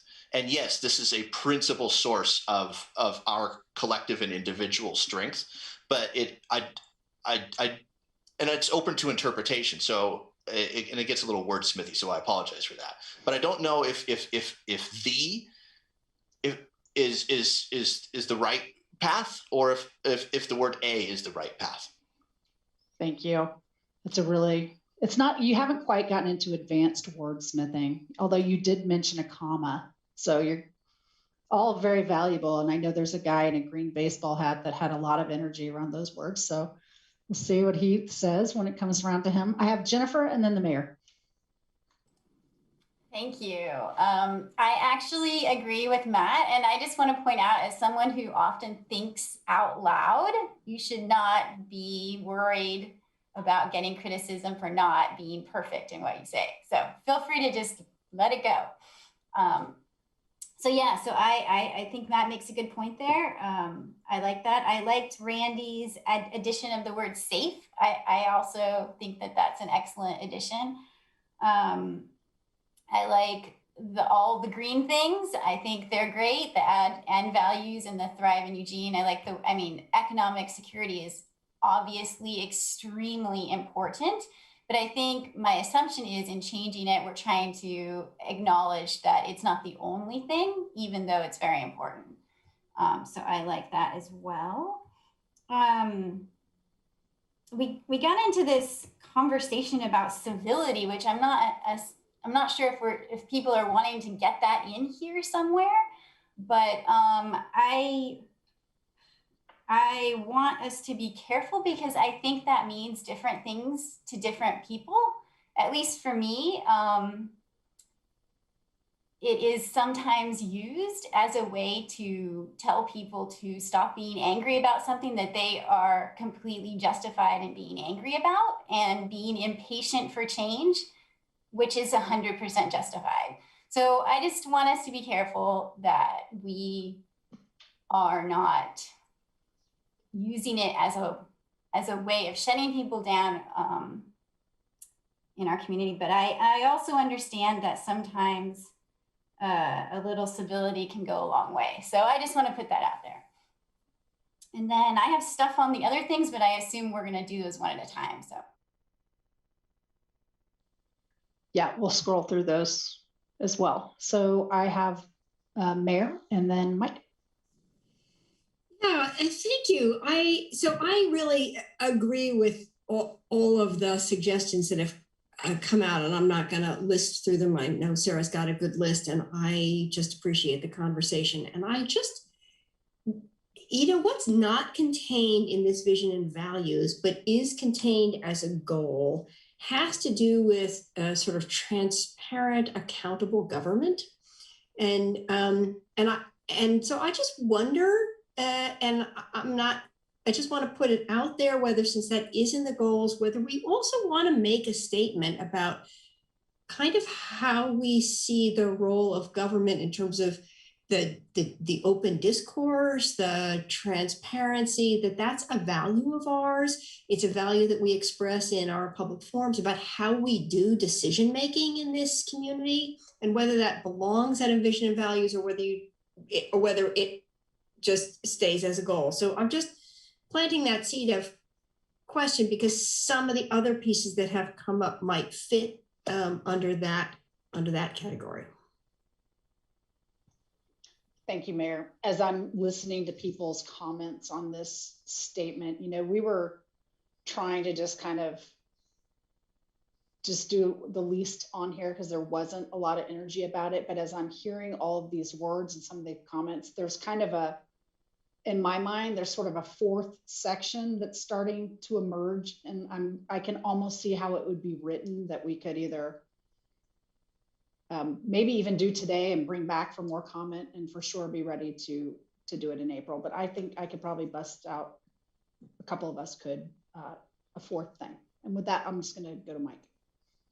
Thanks, Aaron. I'd love to have enough time for us to talk about that fourth paragraph some more. I think it's really important. That was kind of what I was alluding to there. I think you captured that really well in the mayor's comments as well. And to my fellow Trekkie there, Keating, and in the spirit of Dharmak and Jalad Nagra, I would say I absolutely am fine with his change. Sarah. I think his point was valid and a good one. To the other idea of people being angry that Jennifer mentioned, I certainly understand and I certainly agree. I encounter that in North Eugene every day. Constituents who are very, very angry for different reasons. But it's many people are angry for very justified reasons. It's what we do about it and how we resolve that I was trying to get toward. What's the spirit that we want to recognize and try and diminish conflict and increase the ability for people to live well together, understanding that there's anger. And I actually think that the amount of, to Alan's point earlier, the last 4 years, I think the amount of outrage that exists is one of our biggest problems, and we need new and creative ways to address it. And that's precisely what I was trying to get to earlier is, yes, we need to recognize it, but we also need to find ways to accommodate how we live with that and how we run city business that's not in a constant state of outrage, but in a way of resolving conflicts. So that's what I hope we can talk more about. Thank you.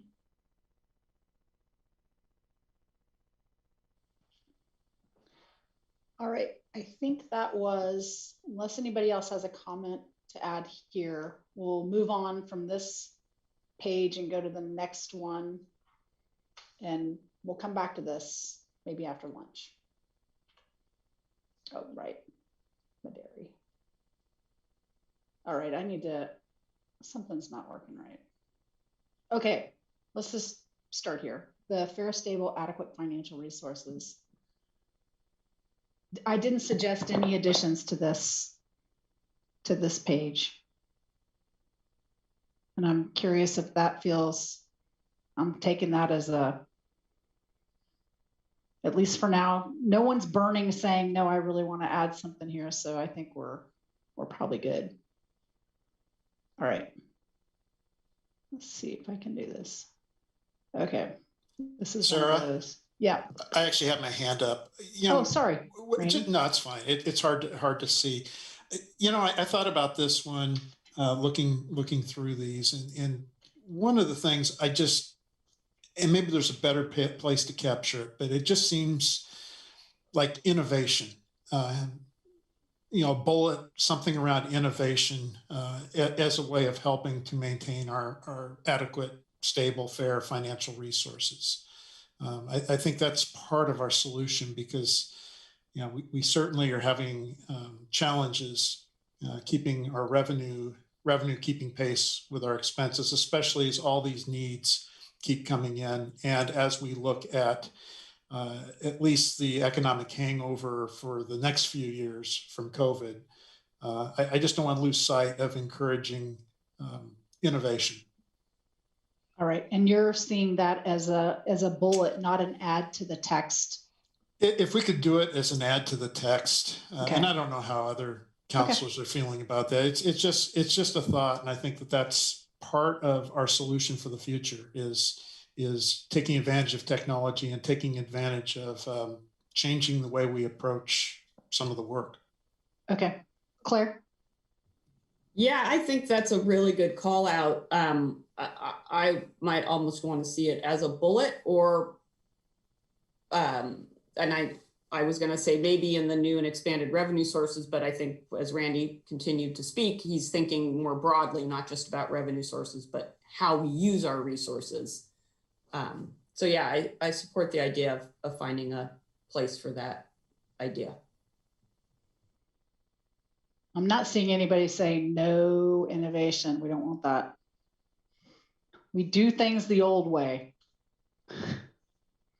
I could have done like a joke vision statement. Grounded in our dysfunction. Sorry, can I have a humor? It's Saturday. All right, so I'm actually going to shift because this is not working the way I want it to work. So gonna switch this up on you guys. Oh, that didn't. Oh, I'm sorry. Gosh, Maderi. Usually this is like my strength, but not today. We have room to grow using technology. Is that what you're saying? I'm already failing in the innovation category. Good thing I'm. Sarah needs an IT recharge. It just it keeps sharing the wrong thing, but that's okay. I didn't want it to share that. It's not liking me. Yeah, that's weird. All right, you guys. No matter what I do, it keeps wanting to do something different. All right, now I think I got it. You can see that now, right? It's all jumbled. Yeah, I know. There we go. Okay, There. let's start here. General thoughts. So we've got add to parks and adding a bullet around green infrastructure, which, you know, has a goal of not just giving you your accessible, some of these things cross over. So it's not just about your thriving culture of parks and recreation. It's also about how these things impact climate goals and your sustainable development goals. So sometimes they meet multiple objectives and we just have to pick a bucket to stick them in. So any general concerns, Claire? Oh, sorry, Randy, you had your hand up first. I'm pretty sure I'm not going to do this to you twice. So Randy and then Claire. I don't care what order I'm in. I really don't. I'm never going to be offended by that. So we just make you last? That's fine. No Actually, kidding. I like going last because you pick up wisdom along the way. I was just going to point out the grow our green infrastructure. I'm all for that, but maybe we should call out that it's both. Green as far as the environment goes, but it's also, you know, some of our outdoor space.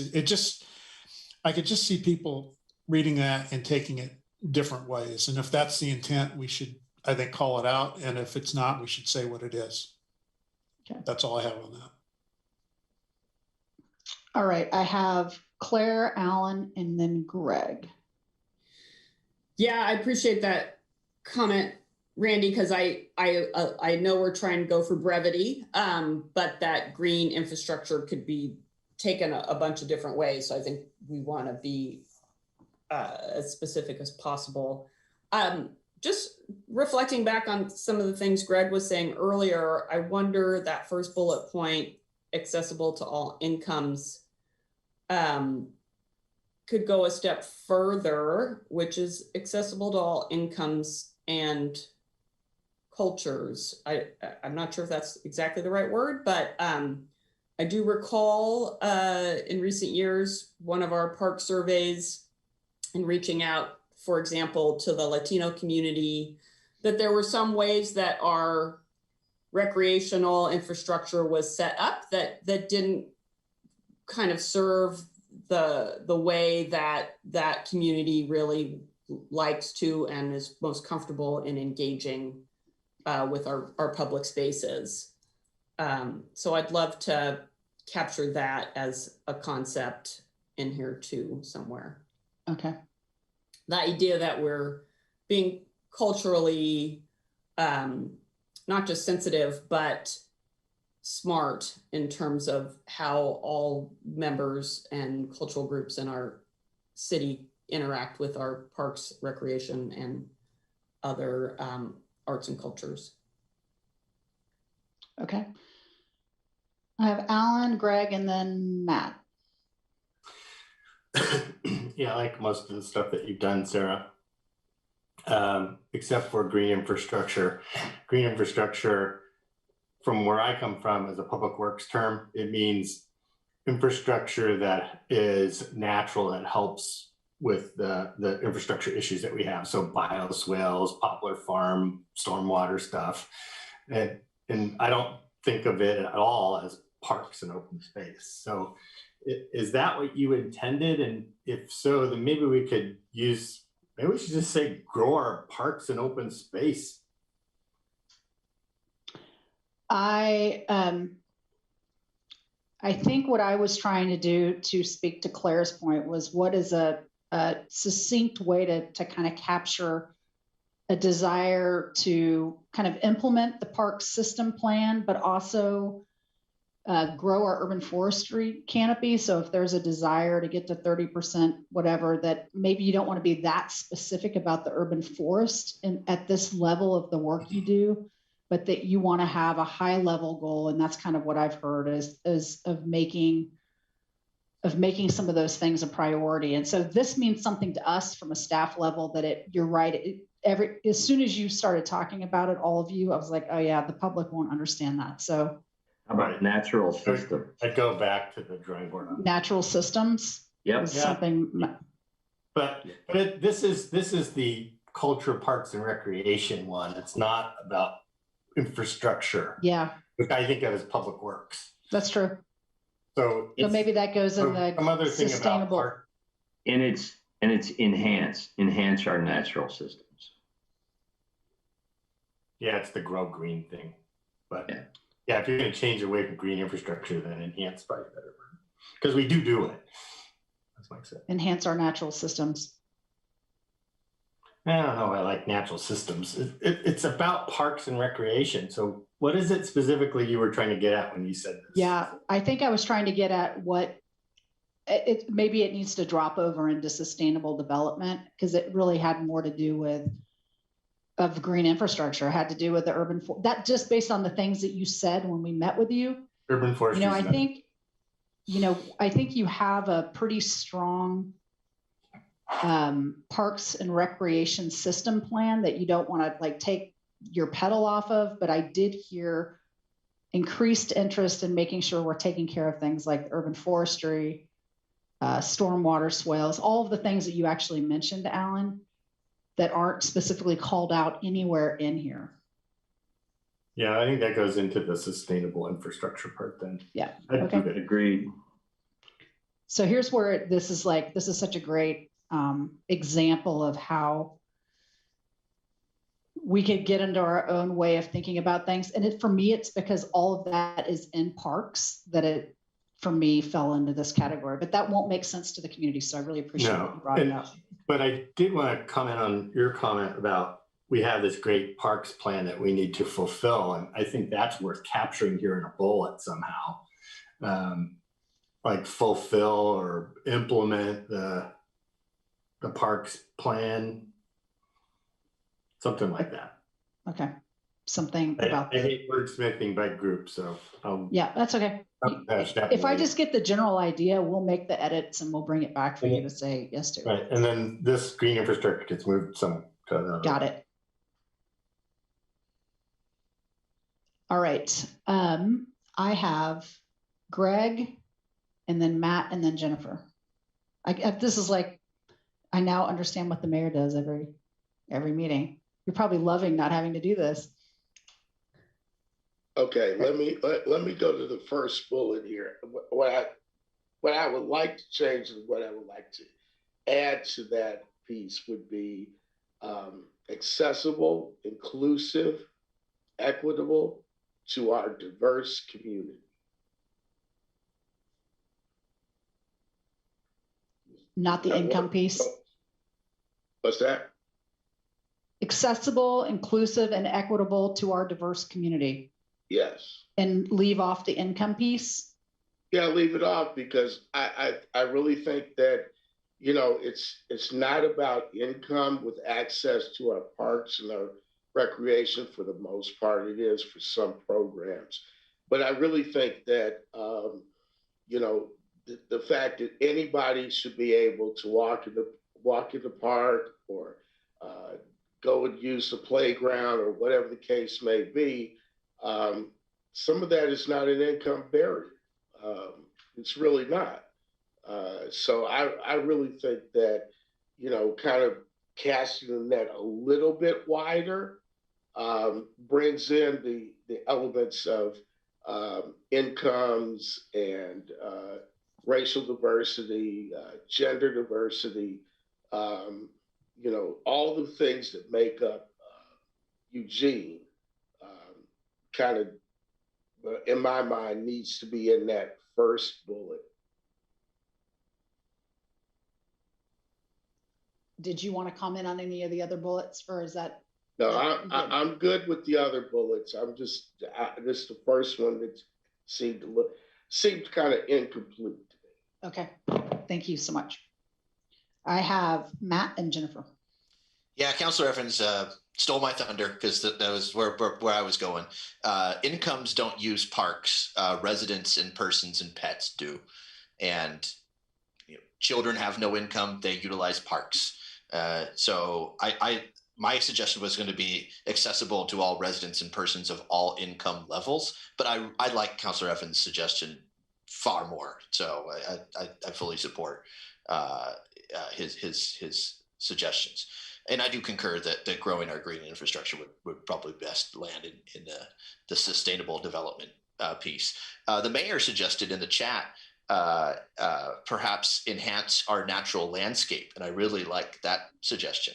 And that kind of may cover the tree canopy concept in the parks and rec piece. Although it's urban forestry is kind of beyond that, but enhance our natural landscape is a strong statement I could get behind.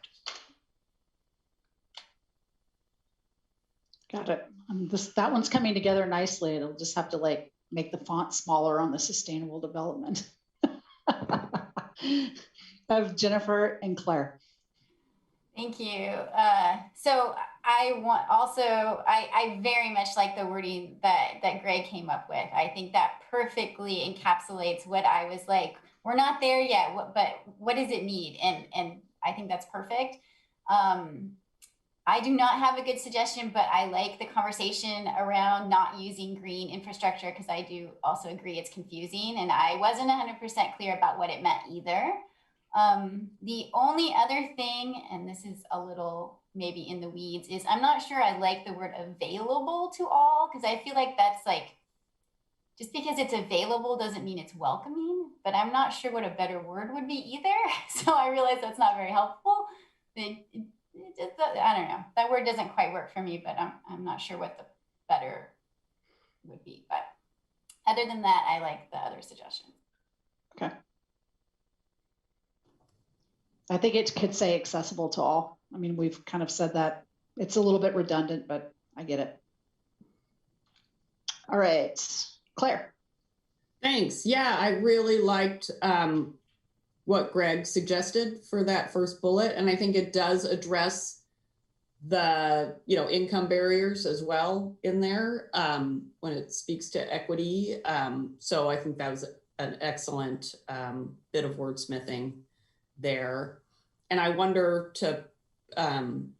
what Jennifer just spoke to, maybe available, maybe just replace that with welcoming. I'm not sure if that's too broad, but that could be a solution there. I like that. All right. Any other comments on this? All right. You guys are good. We're gonna you're gonna get out of class early today. Let's see here.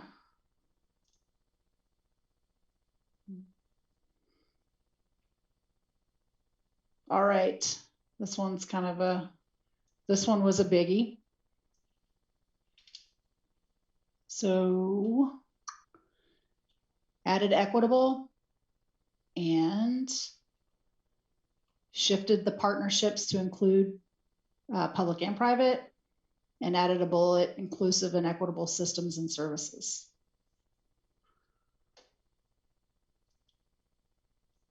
You can kind of just take that in, and then I have Jennifer to kick us off. Can't we just put equitable in the title? It seems like it's important enough to just stick it up front. And I think Matt made a suggestion about adding accessible. Is this where you were? I'll let him talk for himself, but I think this is where he was wanting to add accessible too.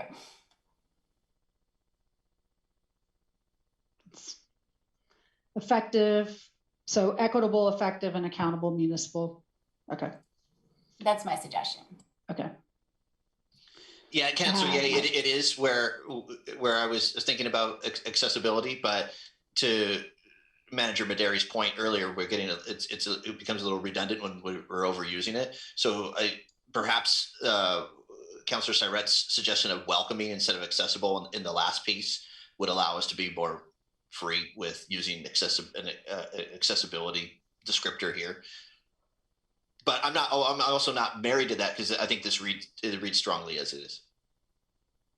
All right, we have Mike. Thank you, Sarah. I agree with Matt, and the mayor said something that I thought was important there, and as a focus, and maybe this is the place to add it.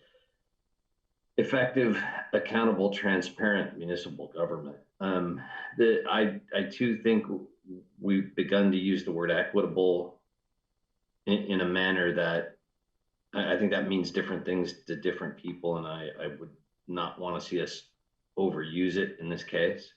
But I do agree with the mayor that some manner of reflecting how we work together matters in this title. So you're suggesting effective, accountable, transparent. Okay.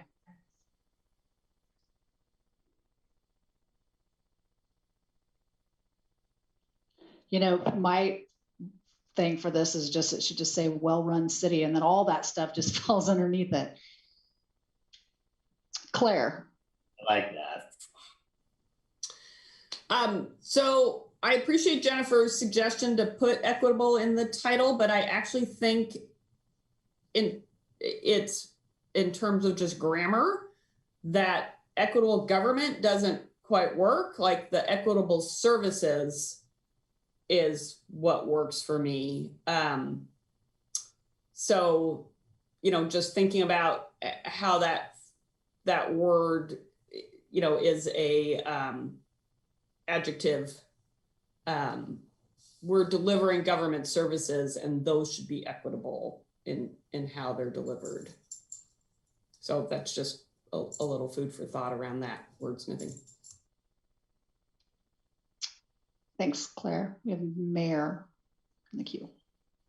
Yeah, I just wonder if a word that we might look at is responsive.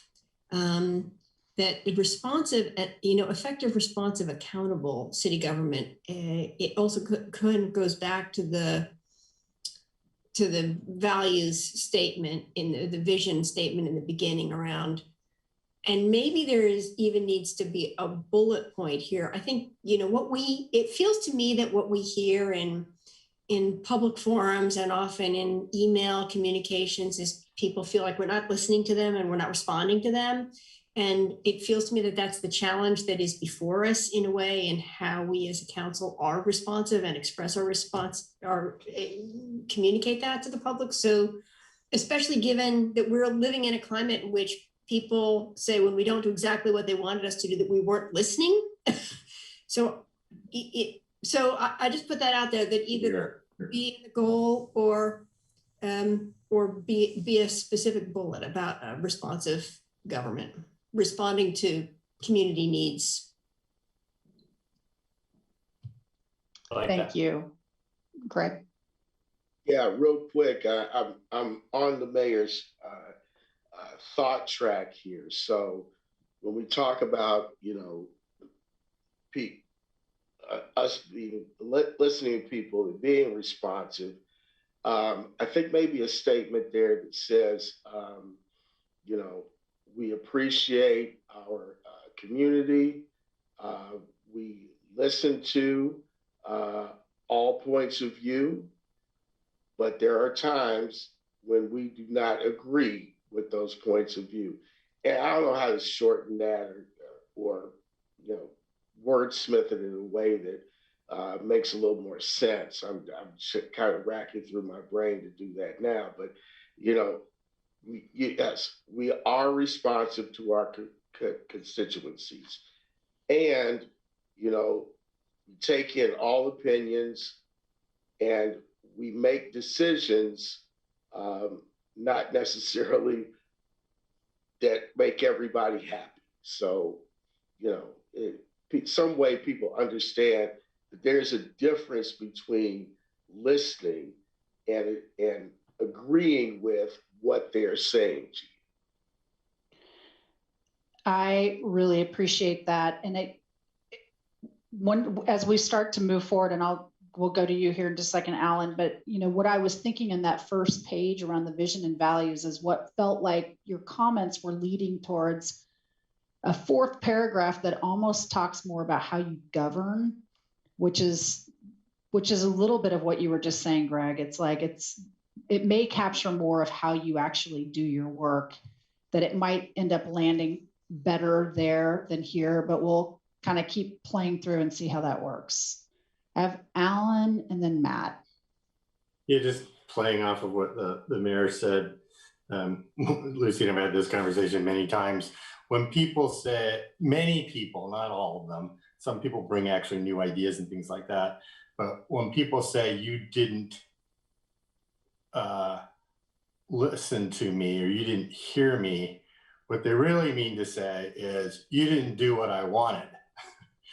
And so responsiveness, which I like in the title, has a double-edged sword in that it hopefully doesn't mean that everybody will think that every issue they bring forward is going to be responded to. Because sometimes you choose this or that, and so you didn't get chosen, or we disagreed with you and we didn't go down that path, we went down this other path, you're going to perceive that as not being responsive. Right? There's not a good way to get around that. It's just the way that things are.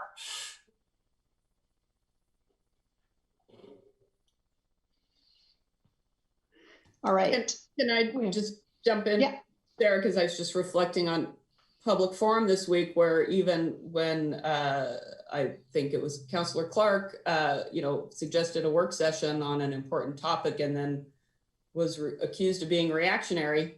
And I was like, well, no, that was being responsive, right? Like, so, you even can't win for losing there.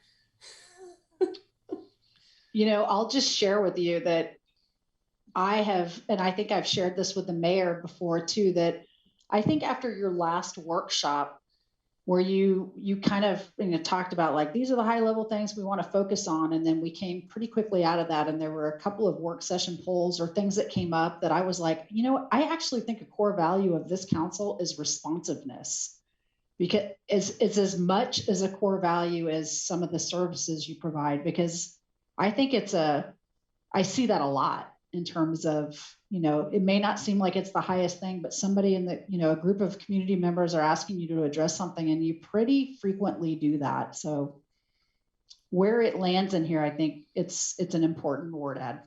Matt. Yeah, I like the conversation about responsiveness. So thank you for the suggestion.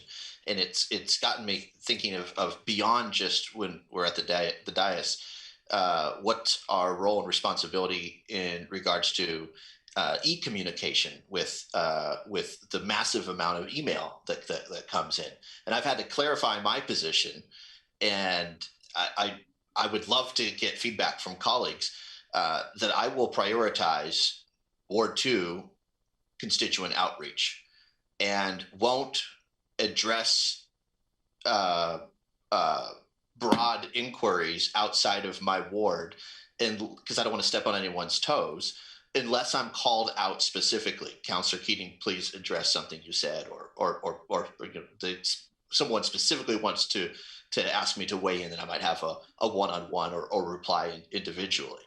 And I've had to clarify that over the last few weeks several times to folks throughout the community, both in the South Hills and throughout Eugene, and even residents outside of the city limits who are like, why aren't you responding to my emails? Well, those emails are sent broadly, and I want to prioritize my communication with constituents in Ward 2. And so I might even go so far as to add that as a descriptor in my email line. But I wonder, when we're highlighting responsiveness, if it would serve us or behoove us to even indicate because I know this is beyond a goals, vision, and mission statement just for council, but I wonder if we need to be really kind of specific about our individual responsibility to respond to constituents in our respective wards. I don't know if that language doesn't need to be in there but I think we need to have that conversation and be more clear with the community about the norms in regards to communication. So I think that will be a really good, this is why I suggested that I think there's some process items that'll be good to talk about kind of at the conclusion of this, because I do think those kind of council norms and operating agreements, and also understanding what our norms and operating agreements are, and just making that really clear when we're answering emails on behalf of all of you, when you're answering emails on behalf of yourself. And I think that'll be a really good conversation to have.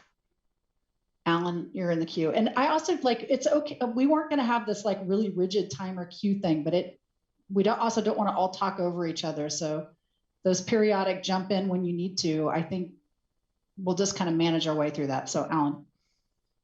Yeah, email is both an amazing and horrible thing. You're exactly right, Matt. Over time, you just realize we don't have staff, and we work, most of us anyway, and just the sheer volume of stuff wouldn't allow you to do that. It'd be a full-time job just to respond to email. And it's just not possible given the way that we structure the system, but it looks as though you're not being responsive when it's really not. From my perspective, it's very, very difficult to do. And all those things, exactly like you said, that are to mayor and counselors, or just and city manager, unless they spell it out specifically, it's hard to respond to them all. It's just very difficult to do. And I think that is kind of the norm, and over time you get, a good example is when Uber was controversial, they had a button on every time you used Uber, it popped up and you could push a button that sent this email to us, and it was the exact same email, hundreds and hundreds and hundreds of people. And then someone called me up and said, I sent you an email. And I said, well, I got 250 Uber emails and yours is like right in the middle of it, and I missed it. Just the issue of the day sometimes overpowers the system because it's so easy to do email. I've had my cell phone on my card and and if you call the city, that's what number they give you to call. And because email is so easy, people just don't call. Although during the pandemic, I'd say it was like a 5-fold increase in the number of people who called me, as opposed to just pop off an email, which is too easy, by the way, for people. So any other comments on this, on the bullet changes?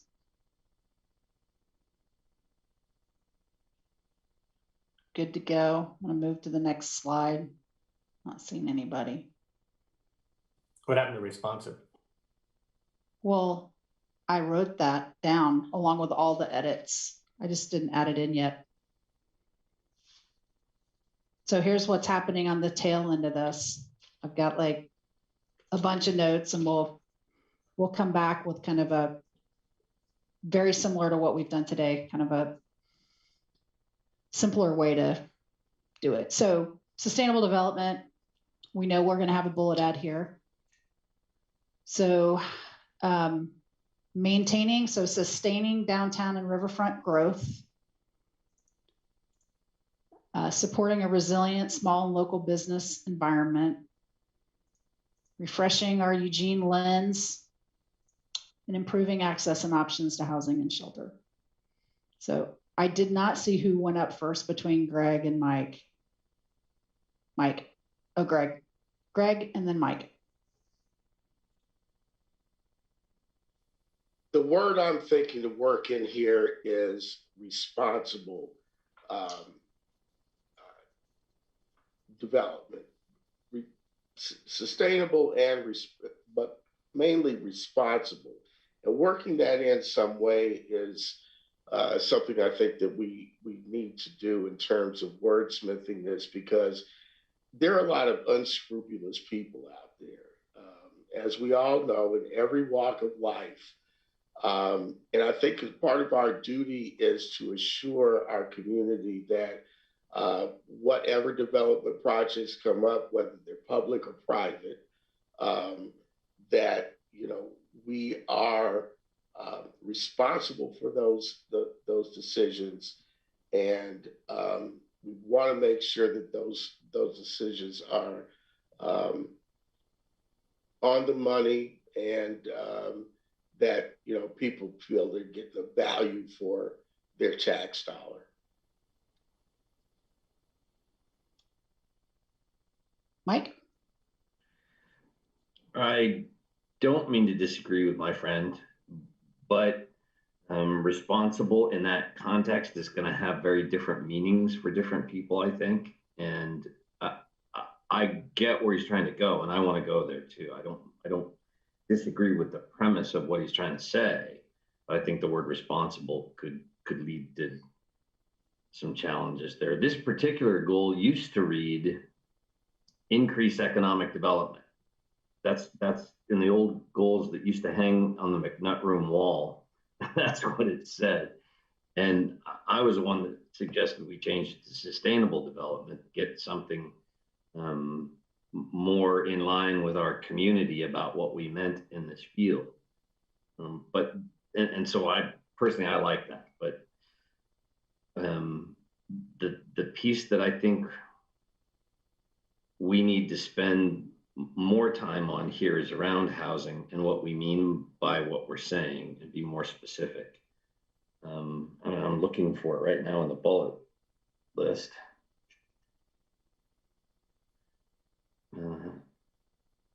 Housing and shelter, improve access and options to housing and shelter.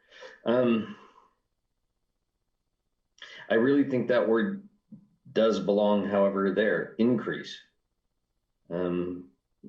We're in a place of very definite shortage of supply. And I think we should call that out, that we have a need to increase access and options. So that would be my suggestion. Thank you. We have Randy, and then I'm not sure if it was Claire or Greg that was first. I think it might have been Claire. So Randy. Thank you, Sarah. Mike got at a lot of what I was going to, the issue I was going to raise around housing, which I think is something that we're all trying to work on together. With that said, a question I had, bullet 1, sustain downtown and riverfront growth. Is there any interest in adding transit corridors? I know Councillor Keating, I've heard him mention that before. It's something I'm interested in because it kind of helps with how we move people as well, and the convenience of using mass transit. So I guess that's more of a comment and a question to my colleagues. Thank you. I think it was Claire. If not, you guys, and since Greg is, I think he's eating, so you go, Claire, and then we'll go to Greg. That's what the chair does. Just pick one. Claire. Okay, thanks. Don't worry about it. Which one came first? Just pick one. I appreciate Mike's suggestion about the increase access. I think that's a stronger word and is specific to the issue. So I support that. This is going to be an obnoxious wordsmith. I don't like the EUG, the use of EUG. I was going to do a word cloud. Right there with you. Right there with it. Because that's, our designation for our airport.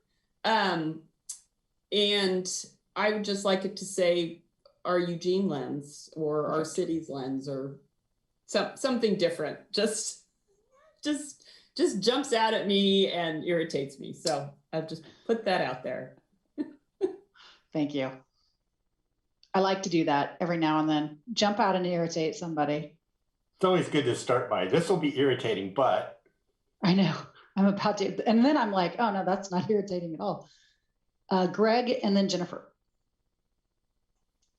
Well, the correct terminology for this is equity lens. And I will note that Canada is far ahead of us in terms of this area. Both Toronto and Ottawa cities adopted equity lenses about 10, 15 years ago. But that's not what I want to focus on my comment here. I thought about responsible, and I kind of changed my mind to accountable. I really think that we need to stress and underscore accountability when we're talking about sustainable development. That, you know, that we are accountable to our constituents, and also by virtue of the fact that we're doing business with one entity or another, we're holding them accountable for how we spend our tax dollars. Okay, so that is a move to replace responsible. So that's. Yeah, replace responsible. I think accountable is more accurate. Yeah. I don't hope we get in any trouble with the equity lens stuff, but we need to develop our own. All right. So we have Jennifer in the queue. And so Claire, I can't tell if you want to be in the queue or if you're, okay. So we have Jennifer, Mayor, and Claire. Thanks. Yeah, I agree with what Greg said. I also wanted to say I like Mike's edit of increase. I think that makes more sense to me as well. So I would definitely support that. And I am fully on board with Claire's huge thing. It sounds like a weird noise you make when you're trying to like cough something up. Not all names should be shortened, right? I mean, it's great for some. Eugene is not one of those. So let's just put it to bed and pretend it didn't happen. That is my feeling on that. Oh my God, I can't like facilitate this and be cracking up all at the same time. Some things are just not meant to be shortened. That was classic. Mayor, Claire, and Alan. Yeah, thank you. I'm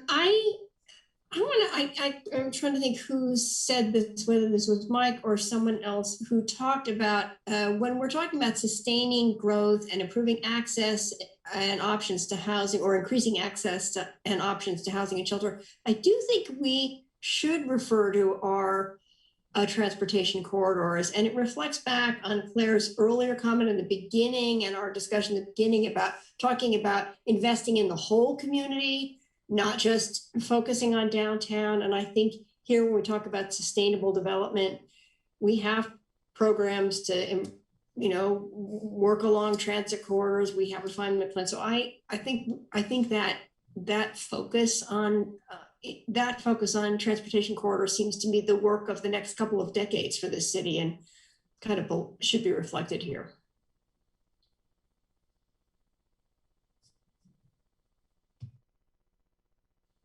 Thank you, Mayor. Sorry, I'm still laughing. This is so good. I just wish I had a big word cloud to go with it. Claire and then Alan. Yeah, Jennifer, that was hilarious and well put. But I don't know that replacing EUG with equity is the right answer, because when Sarah was presenting this piece, I just want to remind us that she was saying, hey, we've been doing this sustainability lens for quite a long time now. I was part of the Mayor Piercy's Sustainable Business Initiative Task Force, which might have been in 2008, maybe. So you were trying to say, let's take some ownership over this and recognize our ownership. So I just wanted to remind us of that. So, but I really appreciate Jennifer's perspective on that too.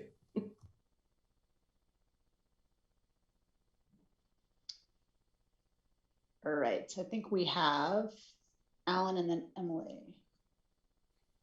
Yeah, I appreciate Jennifer's comment too. With the huge lens, you could have real clarity about what you coughed up, I suppose. I didn't get what Greg was talking about equity lens, because this bullet is replacing a triple bottom line bullet. And it's not just about equity, it's about equity, economy, and environment. So I'm not sure, maybe Greg, you could clarify that. And then one other thing is that I'm a huge proponent of Oxford comma, meaning it's equity, economy, comma, and environment. It's three things, not two things. And it's always been, and it should, and so I think this whole thing doesn't have Oxford commas in it. And I think it adds to clarity. But that's just me. Greg, maybe you could. That was advanced wordsmithing. But a pet peeve. Well, I can respond. Greg. So yeah, I can respond to what Alan is saying. And it's kind of tricky here, but what I really mean by this is that equity in a lot of ways covers all three of these areas: economic equity, environmental equity, because people are touched by all three of these areas. And what I like to do, or what I have done in the past, is in terms of creating an equity lens, is to factor in those two other parts that we're looking at: the environment part and the societal part. So a quick example, we have an equity lens at LCC that I worked on for a number of years. And in terms of the environmental piece, we're looking at how spaces on campus, whether they're welcoming, whether they're not welcoming, are they damaging or turning off our students and employees? So, I'm approaching it from that particular perspective and lens. Not to discount the other two, but I just think that we really need to have that under an umbrella term, if you will. Yeah, that's kind of a different umbrella term. Yes, that's what I'm trying to get. That's a different understanding than we've been working under. So it'd be like social equity, economic equity, and environmental equity, which seems very redundant, but they all have different meanings. That's different than what we've been operating under in the triple bottom line thing for years. So different in terms of interesting way to think about it. I like it. Yeah, I mean, each piece of these statements have some level of equity attached to them, and yeah, we are looking for equity in our economy, in our environment. When you look at our economy, there's such gaps and other things in terms of disproportionality. We want to strive to have a more equitable economic framework for our community. So, but that's all me thinking off the top of my head. So yeah, I like that. It's around fairness and inclusion, about the different types of making sure all of these things are in the analysis, and having it be fair and equitable in the analysis of looking at all three of the things, because a lot of times it's just the economy that gets looked at, or just the environment. And the social equity part is the stepsister in the basement thing that hardly is the toughest one to get to. So people just kind of give it a little bit of short shrift, but I think that's changing dramatically over the last year, as we're seeing very clearly. Emily and then Mike.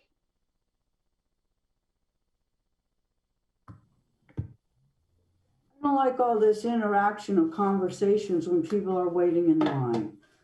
I like the triple bottom line. We've used it for a long time, and if we stop, it looks like we've abandoned it and don't care. So I would like to say, refresh and sustain our triple bottom line lens, and then put in social, economic, and environmental equity. That's what I would like. But I'm used to not getting what I would like. A comment about EUG. I don't like it at all. We have huge fund for recreation. It's what the airport is. So I would like to replace with triple bottom line. But also, I don't know how many of you are South Park fans, but 4 or 5 years ago, they were trying to attract the Whole Foods and realized they needed to upscale their downtown. So they started a whole new section of South Park downtown, and they called it Sopa-Doto. And so I started writing in my notes, Doto Huge. And anyway, that's my comments. Thank you. I'm going to move on to Mike, but as a little bit of a tweak of what you said, I was wondering if it should still be the triple bottom line or if it should be the triple equity lens, which I don't know that anybody has had. I think Triple bottom that line. I agree with both Emily and with Alan's initial point there and what he just said. I don't disagree with Greg. Greg's right about the larger point of the importance of the equity lens and how we use it. But the point of this particular bullet point in the first place was to say, yes, economic development is important to our community, but we need to do it the Eugene way, which is about the triple bottom line analysis. And so, I mean, for me, that statement is important. And I don't want us to get too far away from it and alter the meaning of we need to be considerate of economic development, and it needs to be a goal of ours to do better and create opportunity for more people to thrive. But we need to do it in a responsible way. And the way the huge way is to do it with a triple bottom line analysis. Thank you. You guys are killing me. You should have weighed in on this huge thing a long time ago. Mayor, I mean, it's like, I basically have it tattooed on my body now. You didn't ask. Yeah, if you'd asked, we would have weighed in. Oh gosh, I can't decide if I should ask more or less. So, actually, I just want to chime in. I actually thought that Emily's kind of proposed structuring of the sentence was a very good proposal, and I do think it covers the ground very, very well. And I think, what we, given the year we have come through with heightened attention on Black Lives Matter, to the opportunities we present or the barriers we present to people of color in this community, and given the COVID response and our desire to really focus on those smaller businesses, often those minority and women-owned businesses that, don't get investment. I think this is the year in which that equity should be pretty prominent here as part of our economic recovery, as we look at climate. I mean, so I just wanted to support Emily's proposal, which I think sort of does both things, keeps familiar language, but also makes it clear that we have a stronger investment. Okay. Alan? Yeah, I'm gonna disagree. One point is that triple bottom line, we've been using it over a decade. It has meaning to people. It's understandable. And if you go to most people who are involved in this and say, what's the triple bottom line? They say equity, economy, and environment, or social equity. I kind of get the economic equity part, but how's that distinguishable from social equity? If it's access to the economy on an equal basis, that's not what the triple bottom line talks about. Triple bottom line economic analysis is the cost effectiveness of it. The environmental isn't about access to environment or social justice kind of things. It's about impact on the environment. And so I like social equity, economy, and environment, because it is those three separate analysis that you do in a triple bottom line analysis to get to a more robust information to make a decision. And the reason triple bottom line came about is because sometimes it was just economy and environment and social equity went by the wayside. And those were sometimes bad decisions. So I'm for keeping it as triple bottom line and keeping with what how we know it, what it's kind of branded itself over time. So I'm going to hop in here in a way that a facilitator might, and maybe your city manager wouldn't, because I'm playing both roles. This is a really great example of a place where your core values that we talked about in the morning kind of play out sometimes in your conversation. And I think we're going in a really good direction, but I think if you're in Greg's seat, thinking about how the work he's doing and his core values are about uplifting himself and his family and generations, the equity and the racial equity in particular feels like it may not be as important as it needs to be in this bullet. And so I'll just own that when I was doing the edits to the accountable effective government and put in the equitable systems and services, I started off with typing in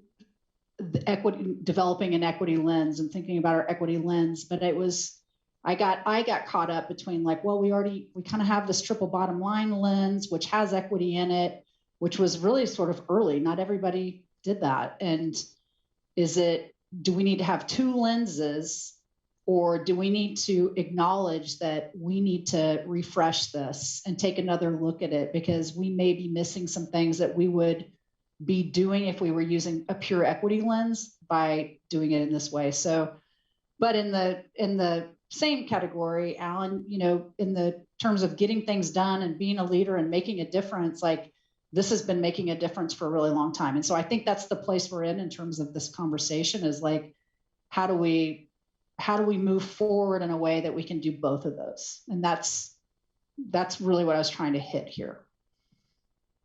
I see Mike has his hand up. Hit the wrong button there.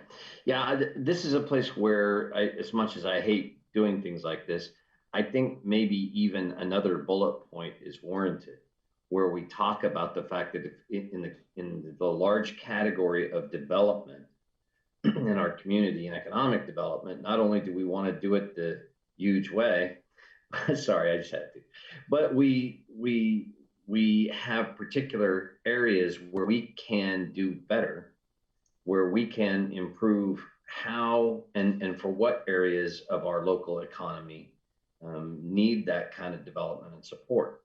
So that might be a place where a focus on an equity lens makes sense.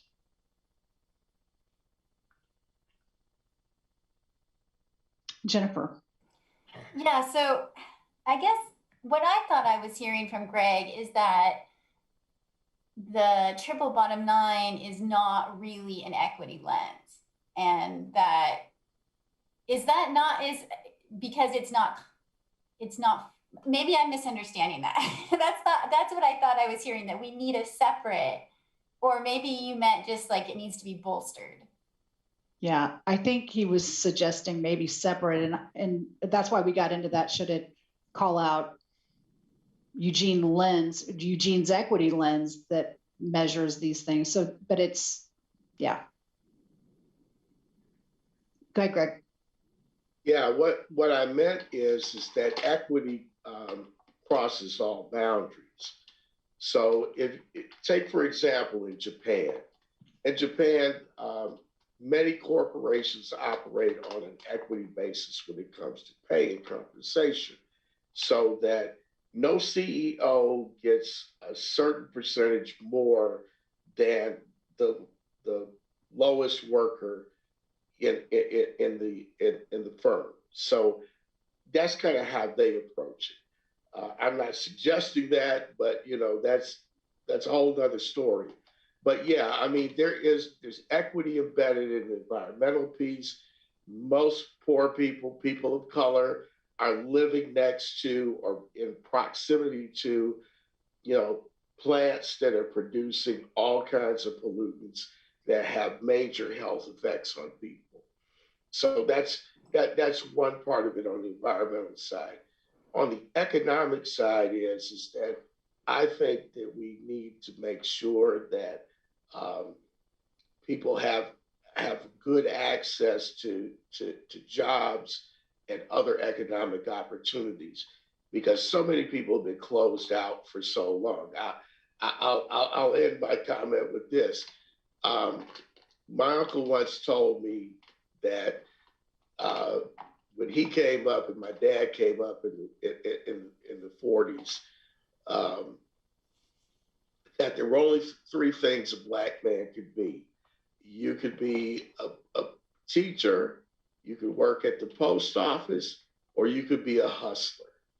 And so, and there weren't many opportunities for the first two because the society was closed off to us. So that's kind of what I mean in terms of the economic piece. And just today, to some degree, the society has economic barriers into it that keeps people out of certain jobs, professions, all of that kind of thing. So thanks, Greg. I appreciate that comment. And I certainly agree with you. I think what it's important to remember sometimes is when we say the Eugene way, there's not just one Eugene, right? There's, depending on who you are, you experience the city very differently, perhaps. And so when we say things like a Eugene lens, I guess I have a little problem with that because I'm not sure that we have just one, or how do you have just one? And I don't know. This is obviously a difficult topic, and it needs a lot more time than what we have today. But I really appreciate this opportunity to get this conversation started. And I like the word refresh and sustain, because I think we're recognizing it needs a refresh, right? It's been there. We've had this for a long time, and it needs some work. Thank you. Alan. Yeah, I think the part that needs to be refreshed on the triple bottom line analysis is the equity portion of it. There's the 3 E's: equity, economy, and environment, and the 3 P's at Matt Plant: people, profit, and planet. The equity part is the part that gets short shrifted a lot of the time. And there's all sorts of kinds of equity.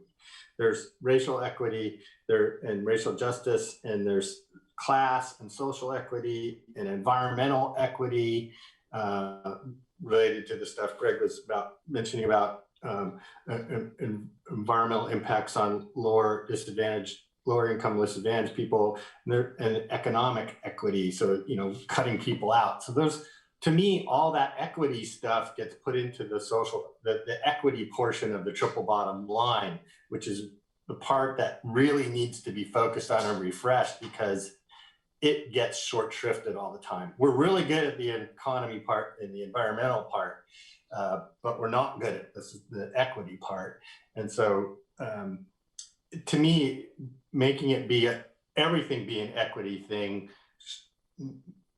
short shrifts that just focusing, having equity be its own thing to focus on, because then it gets kind of mayonnaised over and it doesn't have as much impact. That's just my opinion. Yep. Thank you for that. I think just a point of process, part of what the value, I think, and going back into your vision and values and the goals and these languages is you're really sort of setting a high level policy framework. And then it gives us a lot of ideas and direction about what we need to do to implement the things we're hearing you say. So we don't have to get everything into each bullet, because, for example, improving access and options to housing and shelter, I'll move us off of that one for a bit.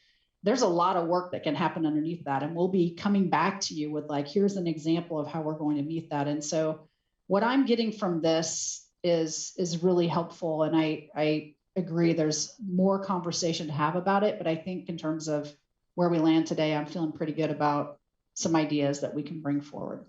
So I want to do a quick check-in and see if there's anybody on here who hasn't received lunch yet. A number of you should be getting there. Just did. Well, I Just- didn't order lunch. I need to heat my lunch up here at home. All right.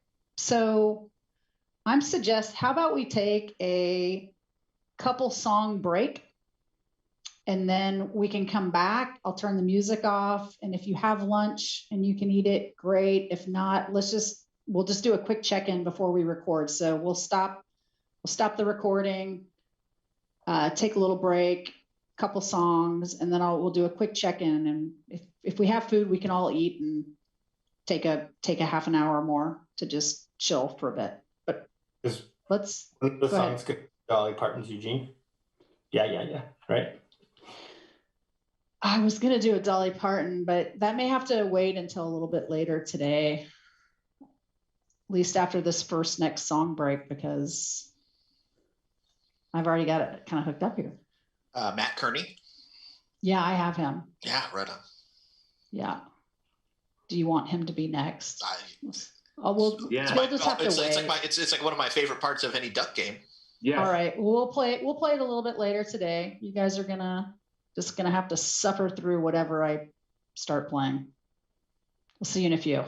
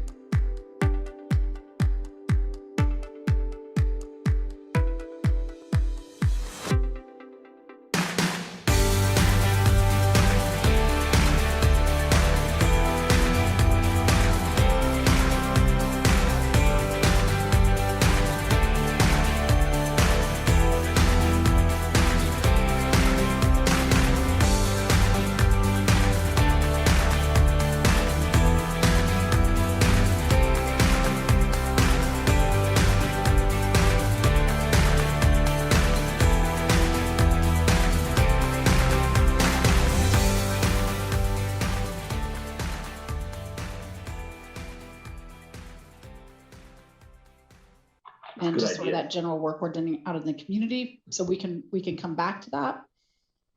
But I was suggesting, based on what I've heard from you, that we should maybe call out hate and bias crimes, and also an increased Mhm. resilience for natural disasters. Mhm. I got Randy in the queue. Thank you, Sarah. I appreciate the increased resilience for natural disasters, but do we want to add natural and human caused disasters? Because I mean, we have Bakken oil trains that roll right through the middle of our city. I've personally been on a anhydrous ammonia car that jumped its track right into the what used to be the Eugene planing mill years ago. I mean, there's all kinds of things that we can create that would be catastrophic to the community that aren't just natural. Very good point. Thank you for that. Claire?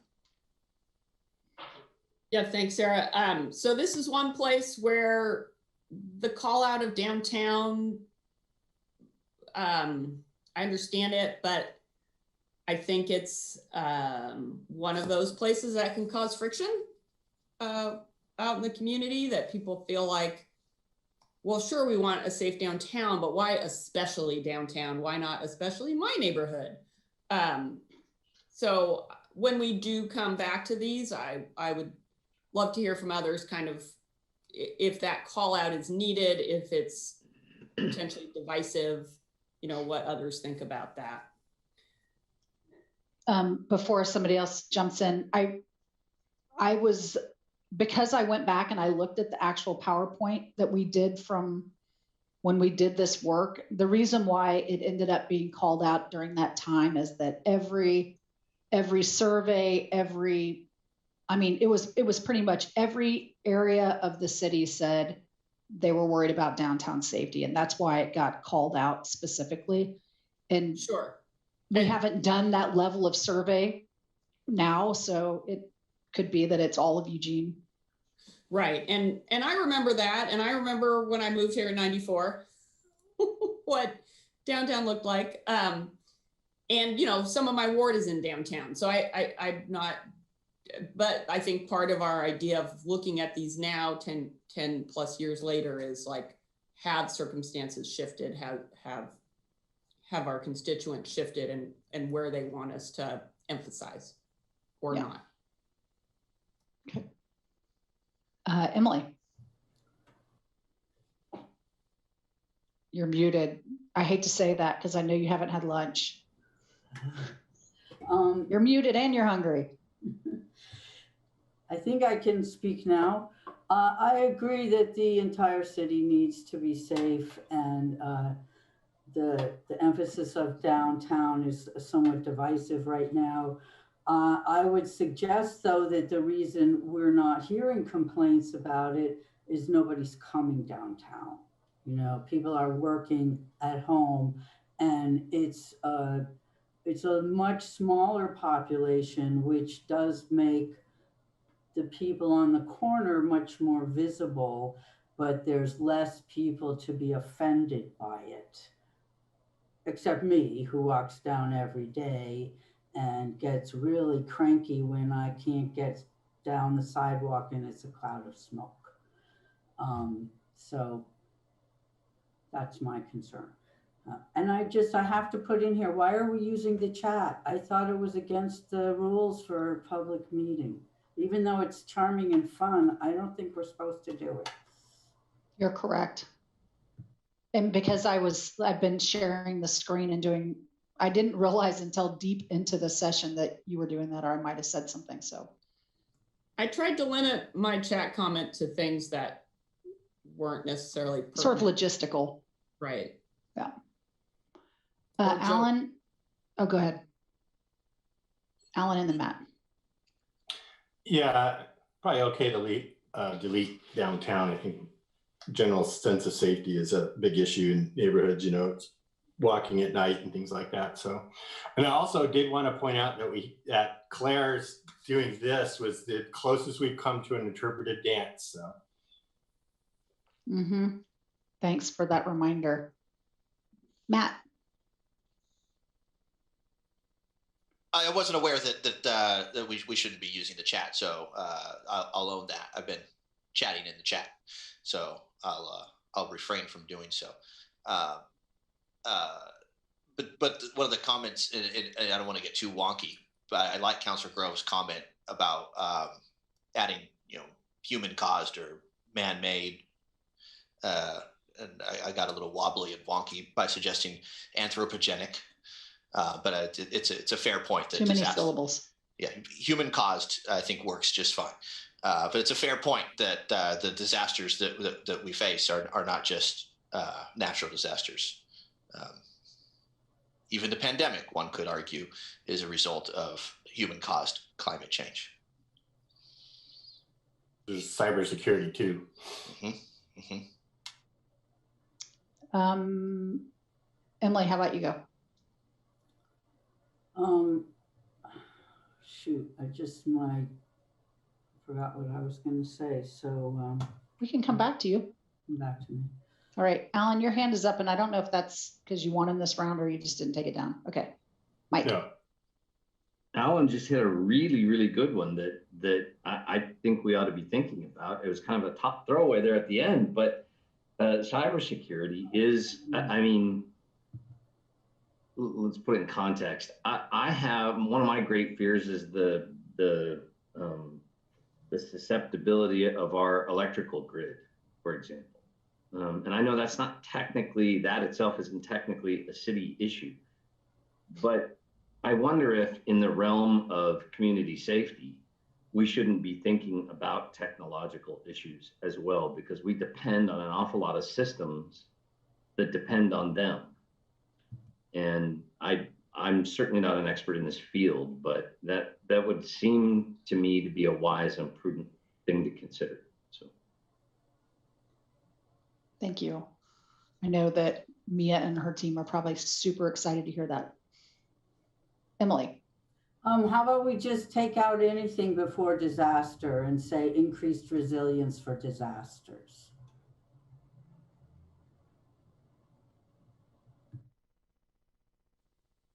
Should we say huge disasters? Absolutely. Jennifer loves it. Look at her. She just loves it. That will be our first disaster we need to pick, is that we're marketing huge. Randy. I hate to get into too much minutia here, but really disasters, absolutely. But even large scale incidents in our community affect the entire community. And to Councillor Clark's point, and Councillor Zelenka's point about cyber, and then also even electrical grid, like with ice storms. No, we are not responsible for maintaining that infrastructure, but we are certainly responsible for responding when we have large portions of our community that are without power, and making sure we have access, to get repair trucks in and out, as well as a concern for providing for our community members. So I don't think it has to be a disaster, hit that threshold before it triggers a very significant response and insertion of city services into the problem. Thank you. Claire. So yeah, Randy, I think you're hearkening back to your career, because I don't know that the bullet point means it has to be a designated disaster, right? Like if it feels like a disaster for our community, then we treat it like one, even though it might technically be only a large scale incident. So I'm not too worried about, what Councillor Simple, Emily suggested in terms of, we're resilient for disasters in the broad sense of the term that a layperson might use it. Fair enough. And it just, for some reason, I didn't even notice that so much when it was natural and human-caused disasters. When it was just disasters by itself, it just triggered something from my past. Thank you. Sure. Any other comments on, it sounded like you guys were in pretty good agreement that we would come back to these top 4 bullets, maybe revise this section after you get your work. We won't have that back before your April work session, so we'll revisit it when it's ready. But anything else on the decreased hate and bias crimes piece?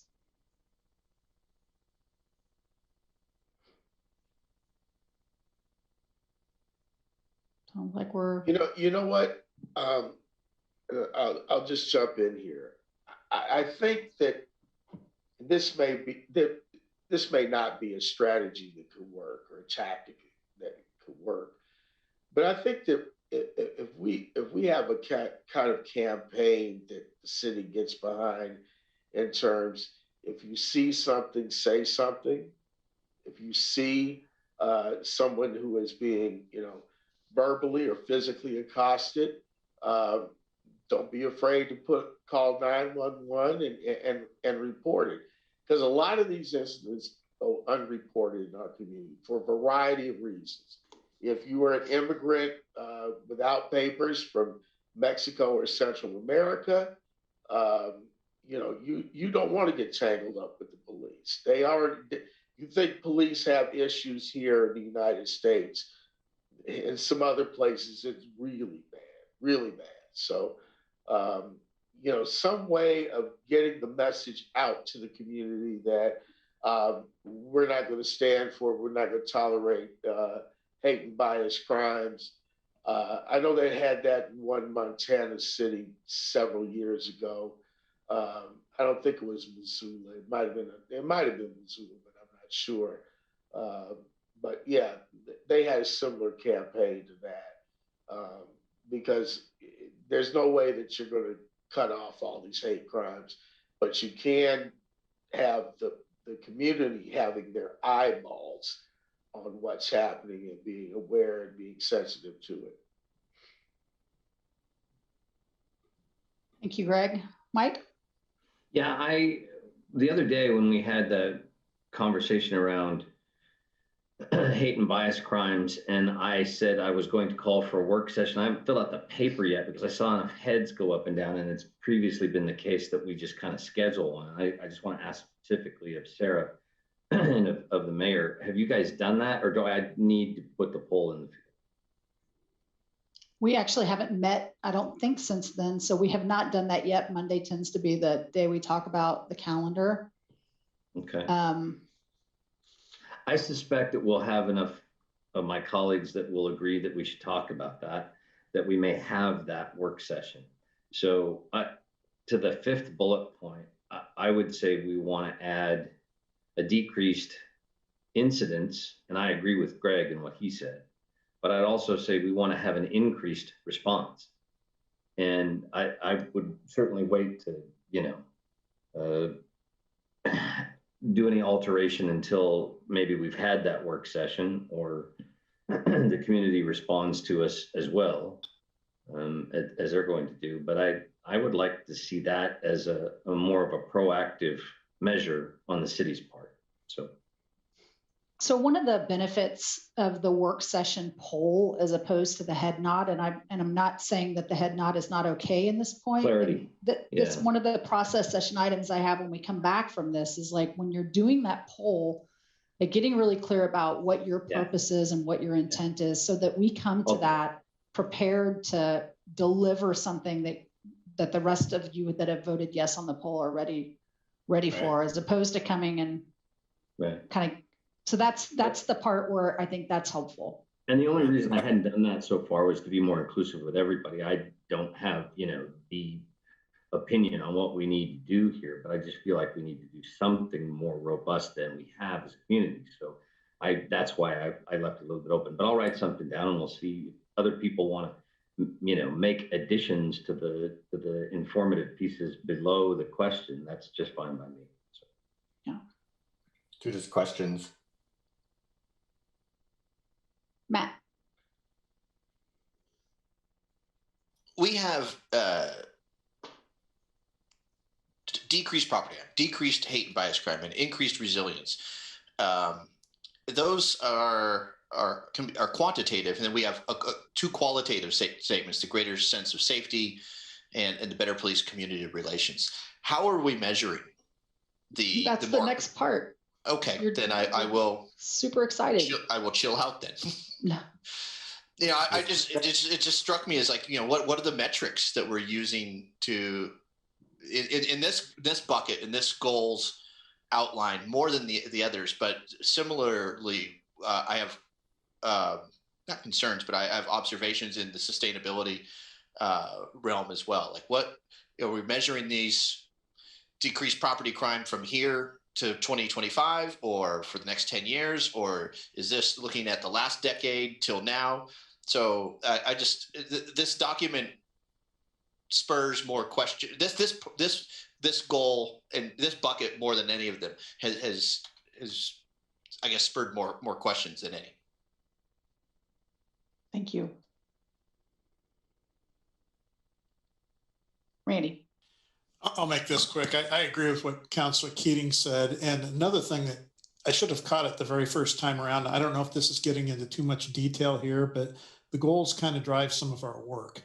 And I know there's been a lot of talk, both on the police side, but even the fire side, about transitioning a certain band of calls away from traditional public safety response, i.e. more cahoots or even something else that's out there to have a better type of response to certain calls, as well as freeing up capacity in the more traditional services.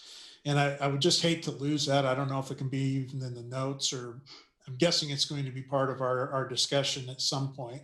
Even though that's starting to get into operational things, it's still policy that drives that. So I just wanted to flag that. Yeah.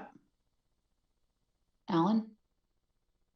Yeah, just to underscore that, at the Police Commission, Chief Skinner has been talking about, and at the Police Commission, we were talking about having the appropriate level of response to the type of call and working through that. That's something we're not quite there yet, but I think that's something that's going to be ongoing.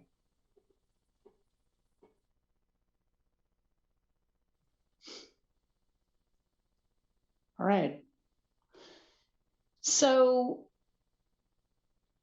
is there anything, as we've kind of gone through all of these goal areas, is there anything that you are feeling like, oh, I was really hoping I would see this thing, or something was missing, or just want to just do a quick check-in to see, like, if we're sort of like, we've kind of got an umbrella or a bucket, however you want to say, we've got a container that most of the things are in, and they need some work. And I've taken really good notes, and I know other people have too. But if the container is needs to be bigger or different, this would be a good time to say. Matt. I know it's not necessarily just our lane, it's a county and it's a statewide and federal government coordinated relationship and shared responsibility for public health. And we touched on it a bit with the resilience for disasters, but in the midst of at the height of a pandemic, I wonder if in the safe community bucket we need to be more clear about referencing public health, and then so parking that, and then at the top of our conversation this morning, we talked about the growing role and responsibility that municipalities have in regards to mental health. And I'm wondering if this is an opportunity to explore mental health solutions as part of our safe, valued, and welcome community as well.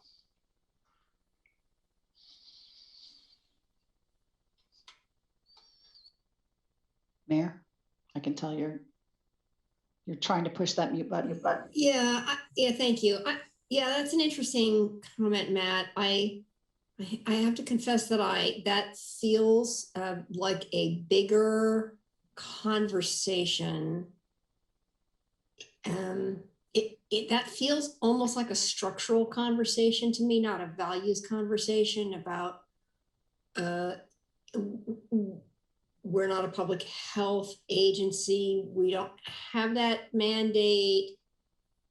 So yeah, so I'm interested in that. Like, it is, how do we express that in a value without sort of opening a door to, so I'd be interested in other people's reactions to it, but it feels to me like a much bigger piece than a value statement. It feels complicated to me. Alan? Yeah, I agree with what the mayor said, because the first thing that popped into my head was not only the pandemic, but substance abuse and mental health issues are public health issues, and just the healthcare system in general. But those two in particular, we're terrible at, but we don't have a direct role in it. And while we all have that kind of value and ethic about that should be improved. Yeah, we'd have to have a bigger conversation about what's the role of the city in doing all of that. Mayor? Just to follow up, not to do too much back and forth on this, but it does relate to some of the work that the ad hoc committee is doing around de-escalation and work in the CSI around investment in cahoots. So sort of at that level, it really does fit into our ongoing conversation. So maybe that's the place. And as we come back to this safe community question, maybe that's the place where that would be reflected again. Claire? Yeah, I mean, I think the fact is that in terms of a structural piece, it really is the county's role. They are the Health and Human Services public health agency over the city. And to me, some of the things we're calling out are strategies to achieve, the support for mental health or drug and alcohol are strategies to achieve some of these goals, like decreased property crime, for example.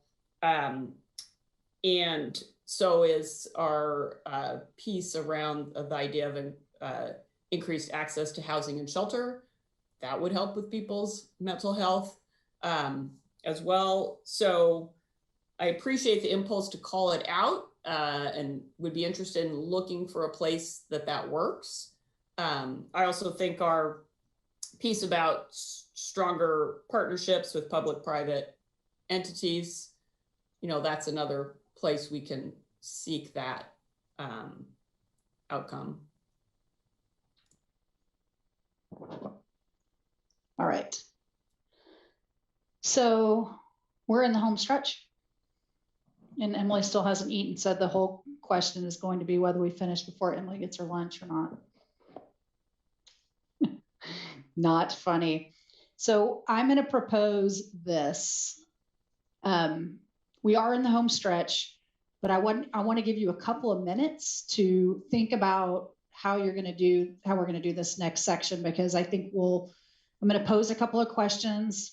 We're going to take at least a Dolly Parton, maybe a Dolly Parton, Matt Kerning, I have them both up, break. And then we're going to come back and we're going to go in a round robin order. And that's going to be pretty much how we wrap up the day. And so the next session is really on progress and process. And Matt just alluded to it, which is, what are the metrics and how we know we're going to succeed? And a tiny bit of history for those of you that weren't here. When we first did Eugene Counts, it was very much tied to our service improvement, process improvement system. And we were reporting our metrics to ICMA and a part of a larger group that it was always really difficult. We built this dashboard and you were supposed to be able to we picked some metrics and you were supposed to be able to watch it. And that part just never really worked very well. It didn't function very well. And that position and that work was one of the things that was reduced during the last Great Recession. So we do some different data reporting in different elements, but we don't have like a centralized, here's where everything goes. So with that, I do think it's important to think about the metrics. So for example, on the increased housing options and housing and shelter options. We're going to be coming to you in a couple of weeks with a housing tools and strategies work session where we're going to be introducing some metrics into that might be something like, here's an idea of a way we may sort of measure and track that. So I think there's some places where it's going to be really easy to measure, like decreased property crime or decreased bias crimes. We can pick a couple of things and present those to you. And then there's other places where we're just going to start implementing things that actually achieve the thing you're asking for. So for example, like, I'll just pick the last topic. So if it's increased resilience, it's not that we're measuring a numeric thing, but we may be saying, hey, we've done this plan, or we've added this piece of equipment, or we've done this thing. And it'll be more of a communication with you about what's happening. And so the question for you to think about when we go into this last break is, how do you just what's going to be important to you in terms of what you want to communicate out to the community? Do you want to have I just think it's something to think about. Instead of my saying, what are the metrics? It's like, what do you want to see here? Do you want to have some metrics, some sentences, words, like some of it's narrative, some of it's numbers, and how you want that to be communicated to the community. And then I think, when we come back in April, we can talk more about tools to do the things that you bring up now. And we can also talk about some maybe process shifts that get at that. So what I was thinking is you just have a couple of minutes to think about, like, how do I want to know we're making progress? And what do I want the city manager to let me and the community know? Matt, I see your hands up. Yeah, I was thinking about it while you were asking, so I can happily wait if folks want to put some time to it. But the Engage Eugene, I believe, has a transparent, interactive budget dashboard that I have found fascinating prior to my service as a counselor, to be able to crack open and see where the dollars are spent. And I'm wondering if that's a tactic that other municipalities have used to have kind of a public facing display to highlight the more quantitative metrics. So it's ever evolving and ongoing and transparent, hits all the values that we've talked about throughout the day. Yeah. So you can hold that thought. Maybe we'll just take a 1 song break, and that way you can just take a few minutes to write down. So now I'm looking for you have to raise your hand if you want Dolly Parton or Matt Kerning. So Dolly. Seriously, we're going to have a tie break. Mayor, you don't get to vote. Sorry. Matt.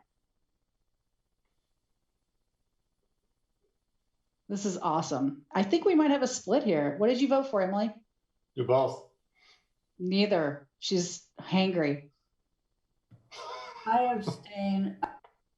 You can't abstain. That's not a thing. I'm changing my vote. I'm changing my vote to Dolly. All right, we're going to Dolly. We're going to go to Dolly, and when the Dolly song is over, we are coming back, and we'll do a round robin. Are we doing these on 3x5 cards, Randy? Nope. No 3x5s.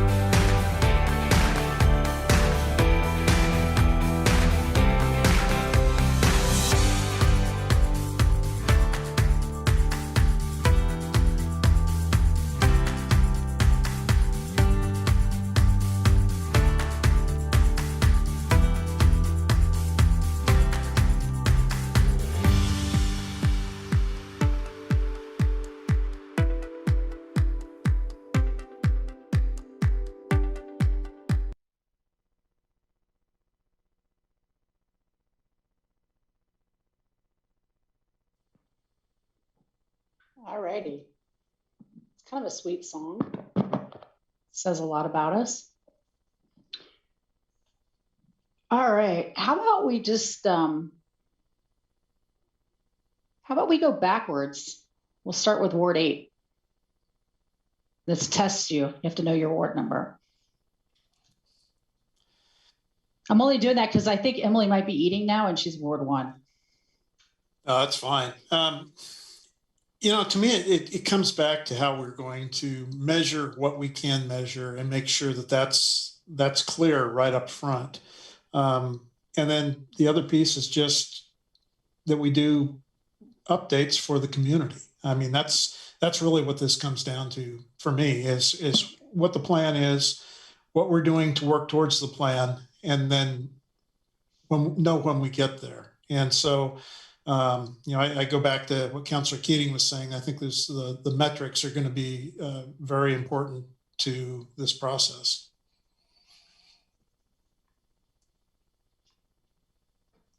Thank you. 7. Yeah, just don't call me 7 of 9. Actually, that's fine with me.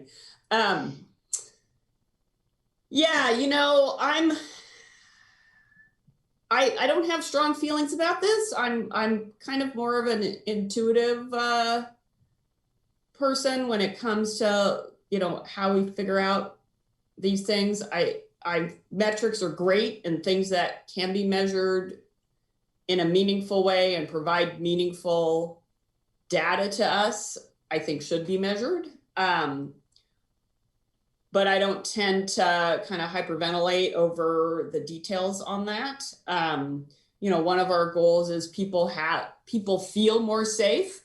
That's terribly hard to measure, right? And it's very subjective. But that doesn't mean it shouldn't be important to us. So I think communication is probably, more important to me, making sure that we are putting things out there, that we are, we're talking about innovation earlier, that we're really taking advantage of new communication modes and being effective in those modes, so that there is a more of a feeling of dialogue, which is challenging with a government body, but as much as we're able to foster that sense that we are putting stuff out to the public to say, here's what we're doing, here's how we're trying to meet your needs, and they know how they can in turn give us feedback on, yeah, you are, or no, you've missed it over here. Thank you. Ward 6. Greg, I don't know if you're there or not there. Oh, there you are. There you go. It's doing that thing with you again. It's not letting us hear you. Sorry.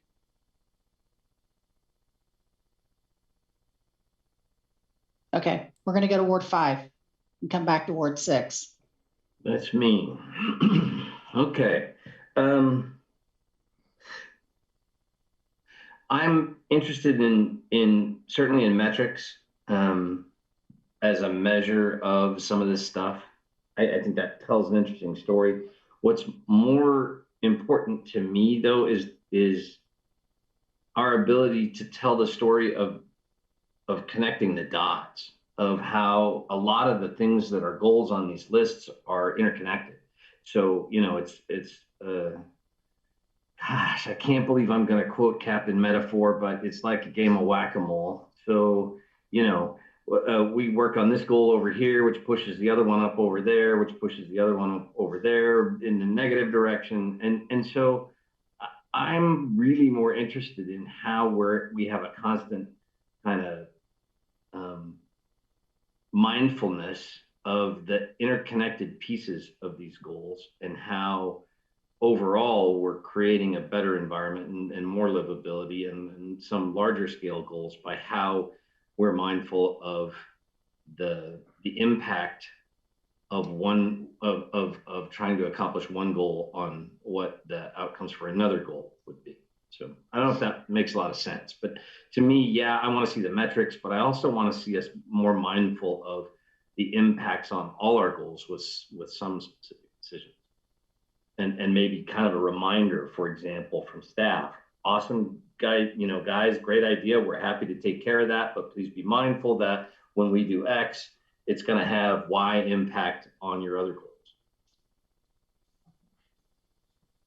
No, that's we can talk about that as well during the process session, because I think that there's long been a section in the agenda item summary that talks about council goals. And it's usually, it's sort of a cut and paste into there. This meets this goal, this meets this goal. But I think we've heard a couple of you talk about like more of a like, hey, FYI, this might be running.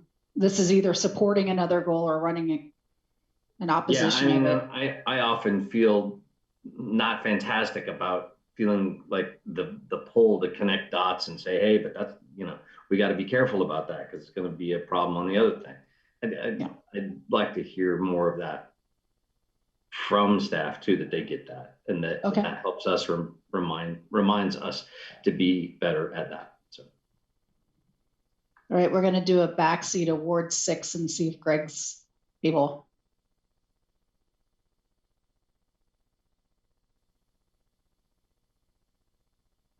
No. I'm sorry, Greg.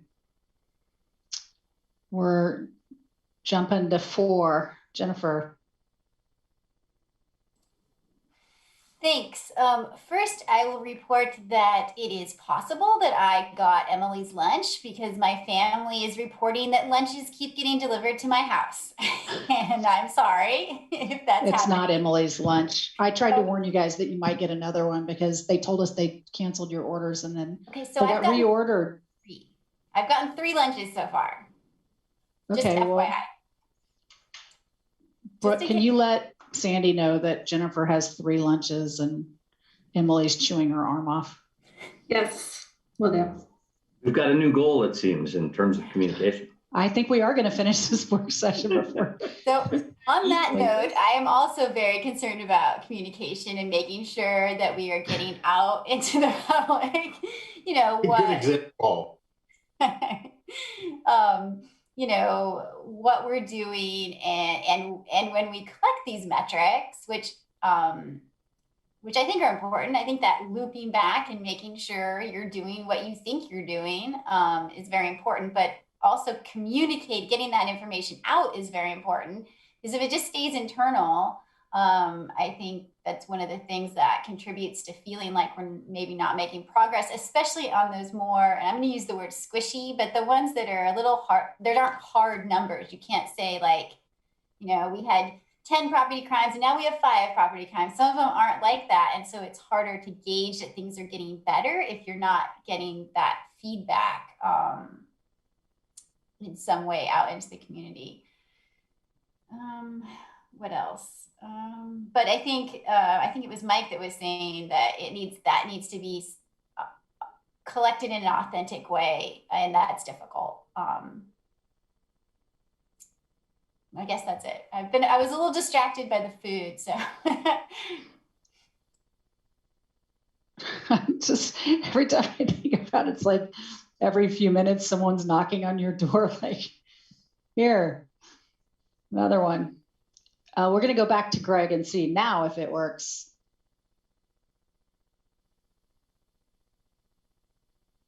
You're killing me. It's not working. No.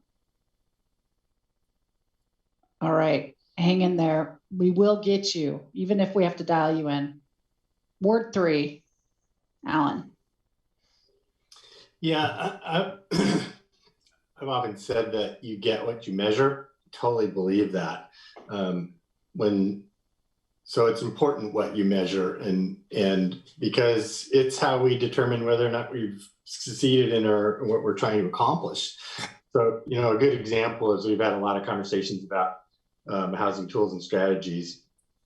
And to me, the bottom line for that was more affordable housing units in Eugene, and putting aside the definition of affordable housing units, but having a metric that says we added this many affordable housing units in this period of time and see if we're increasing that over time, it will tell us whether or not all that stuff that we did before actually had any impact and is successful. And more importantly, if not, then we need to do something different.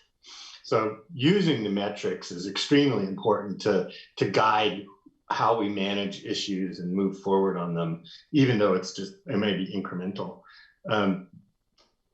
We used to, this question of, do you feel safe? We used to do, I don't think we did it every year, but we used to do a survey of the city.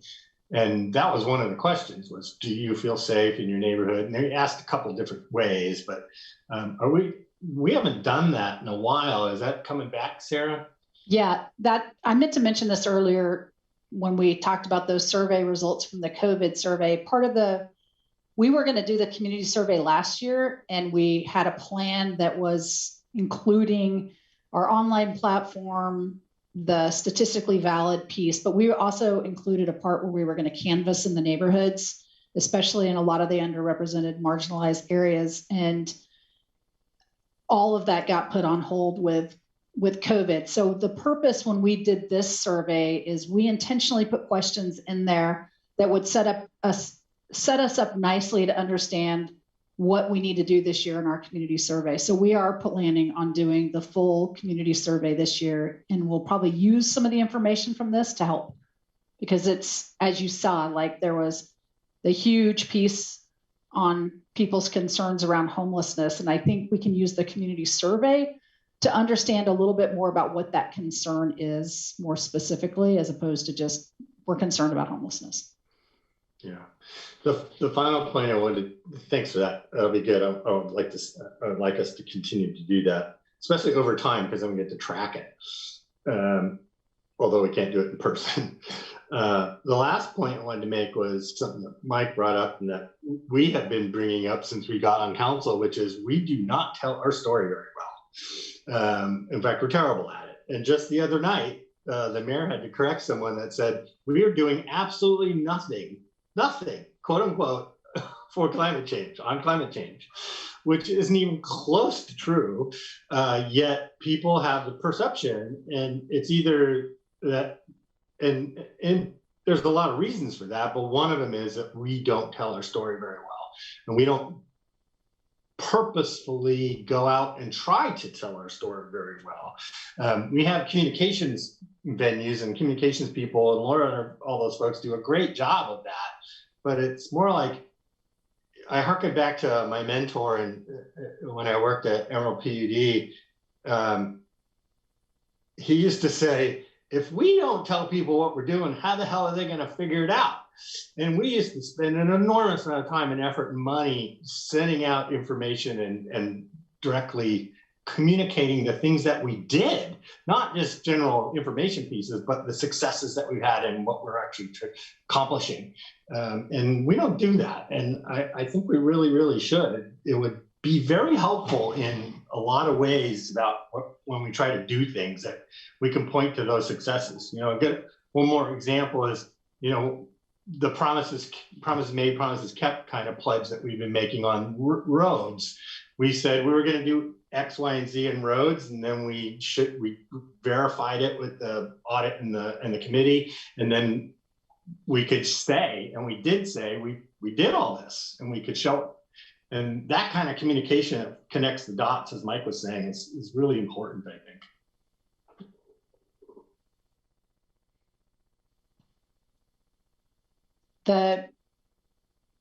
Telling our story. Yeah, how about you go, and then I'll come back to when we're all. Okay. So, Alan brought something up for me that kind of shifted my whole response.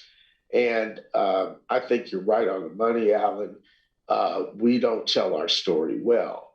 And so what we have is kind of, there was a woman named Leanne Bell that wrote a book called Storytelling for Social Justice. And she makes 3 big points in there. One, we have concealed stories. There's stories about, city government that people have no idea how anything about it, how it works, how anything else. The other day, I had explained to two different people, how the difference between municipal government, state government, and federal government. And then there's the stock story that we have about Eugene as a place and Eugene's governmental structure. And that's a story that people often misconstrue, and it's definitely out there. So we have a stock story about being liberal, being environmentally friendly, being some people even have the nerve to say we're a diverse place. So some of that is part of the real reality and the myth of Eugene, because there's two different parts there. And then we're not talking about our transformative stories. How have we transformed and changed this community? What did it take for us to make that change? And looking back, you want to look back at maybe, a 10-year marker, a 20-year marker, 30-year marker back, and see where Eugene has come from, and how local government has been responsible for a lot of those changes. It's how we have transformed and how we continue to transform. What is the fourth story? I don't remember. You know what? That's so funny, because I have been saying that about the 4 COVID things. Like, they should have never done more than 3. Nobody can remember the fourth Nobody one. ever did. There's always just 3. And what was Maybe the title? fourth one- Can you tell me Dolly again Parton. what that book was, Greg? It is Storytelling for Social Justice. The author is Lee Ann Bell. That's Lee, capital ANN and BELL. And it's a really good book. Through the frame of what we do as a municipality, what we do as a city, Alan is right on the money. People don't know, and people need to know, and they need to know what kind of progress we have made and what kind of changes that we have made that create the arc of our story. That's the best way I think I could put it. Thank you. We're back to Ward 2. Matt Keating, you want to add more to what you said before? Sure, thanks. So wash your hands, social distance, and wear your mask. It's like I can barely Small remember. gatherings. Limit your gatherings. That's right. Gatherings. Okay. See? Gatherings. I told you. Yeah. Thank you. I thought Thank you. don't touch your The face. COVID guy has not had an impact on you. I'll reserve my comments. You're right. I want to bring up a couple things. I'm pretty involved in my partisan political realm of helping create and draft party platforms, and that's a lot what today feels like. It feels like a platform, and there have been lawmakers who've kept the platform on their desk and check off as they go. Lane Community College had a similar vision, mission, strategic direction engagement, and the college had sent board members this little handy dandy deal that's laminated and stays at my desk, and it breaks out our vision, mission, and strategic directions, and includes on the back the college's equity lens inquiry. Shout out to Councillor Evans for that critical work. 6 questions that allow for us to view every single one of the issues that come up in front of us through the equity lens. So that might be a strategy to employ with this document, so it lives beyond the digital space. And speaking of digital, I am a fan of having a digital dashboard, having hyperlinks within the document that go to the metrics. But I also want to recognize that not everyone in our community is online. According to Pew Research, 90% of Americans are, and of the 10% that aren't, 27% of those are seniors 65 and older.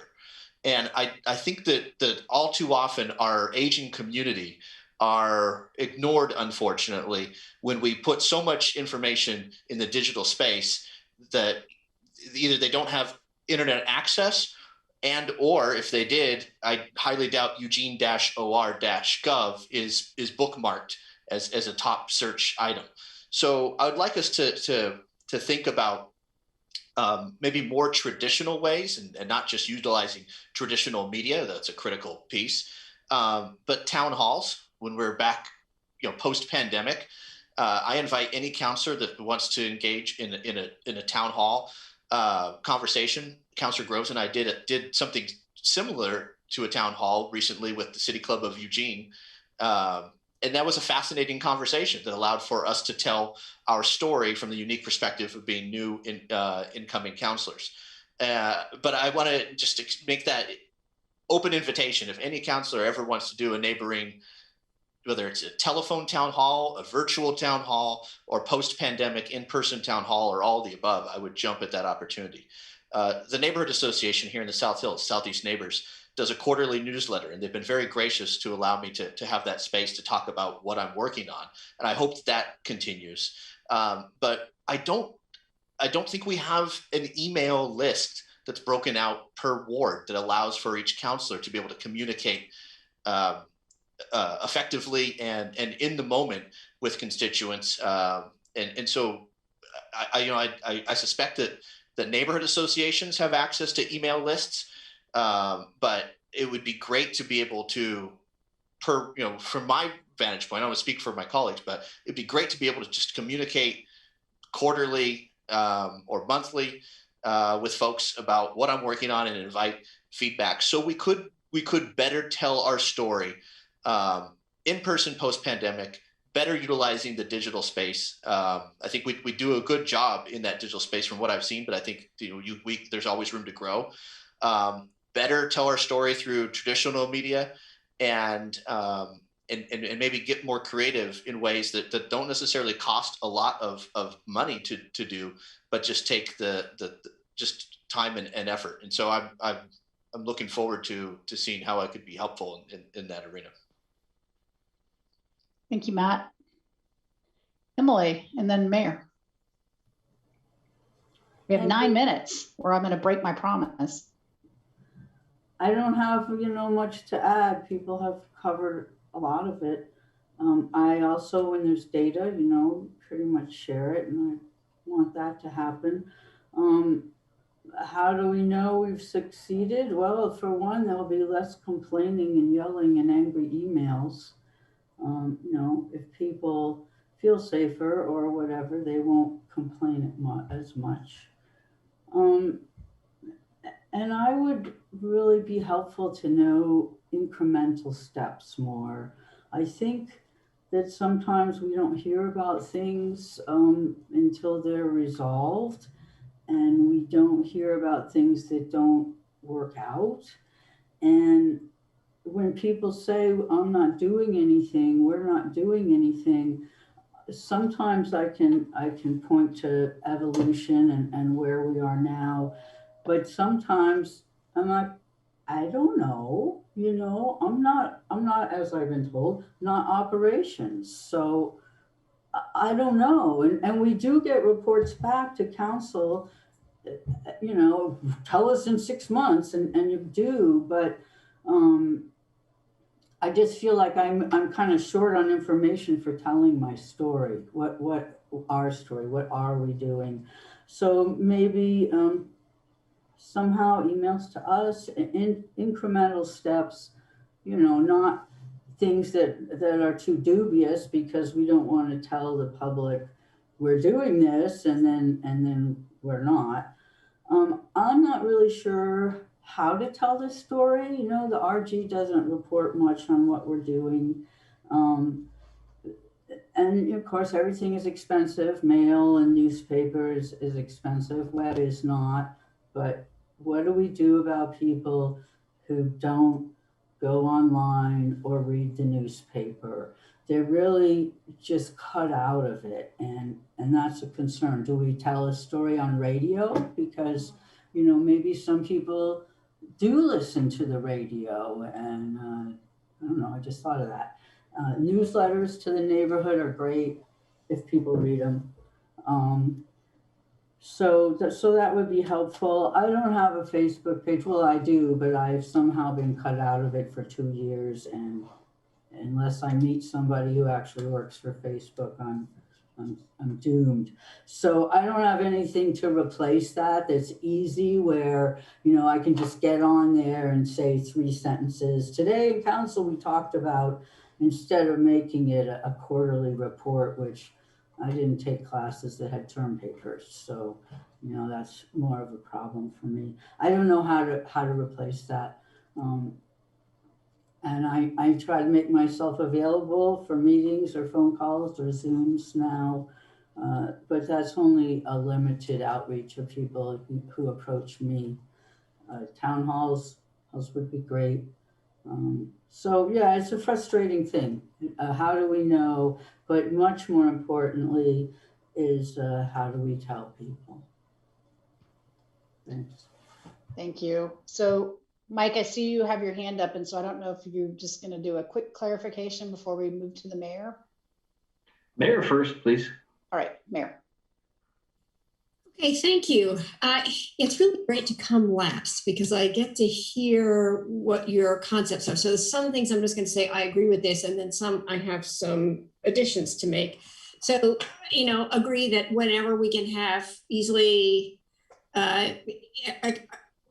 gathered metrics and reportable metrics, that obviously we want to use those metrics. I really resonate with Mike's comment about alignment with other goals. I think that's really valuable for us. I've said through 2020, we have you know, overlapping crises, and actually the solutions to all of them are aligned and they're similar. And I think the extent to which we're able to continue to remind people of that, that's great, and remind ourselves. I do have a thought is we were talking about a work session poll and the value of a work session poll, that one of the things that council could think about is when you do a work session poll is that you're specific about the outcomes and whether whether you envision that work session to lead to measurable outcomes or something that's, you know, it could be that the outcomes are the inputs, right? It could be that the outcome is you send out a survey, and so it's really the input, how much information came in on something, or how much did the city invest in a certain solution is actually the outcome. But council could probably frame that a little more specifically, and that could be true in a work session that is staff is thinking about NAIS, that they're a little more explicit about what the possible outcomes could be and what that would mean for staff, you know, what's achievable and what isn't achievable. I have 2 other things. So when I ran for office the first time, I ran on this platform that I would create a dashboard, and it would be a running list of the issues before council with information about when council last met, who was the key staff person, and what is the status of the conversation. And we did do that. Actually, Elena Domingo, kudos to her, really kept that going. And after a couple of years, just realized people would ask me about it, but actually mostly it didn't get many hits. But it is a potential vehicle for enabling all of us to track sort of where we are when we last met on something. It's a point of referral when you have you know, an email from someone and you can't quite remember. So I just put that out there. We tried it once. We didn't maybe maximize it as a tool, and maybe there's another way of doing that. And then my final thought is around communications, which you know, I think it will be interesting for council to think about the tools that the city has that Laura Hammond oversees in terms of, you know, how the word gets out sort of officially from the city, and the tools the council has at your own disposal.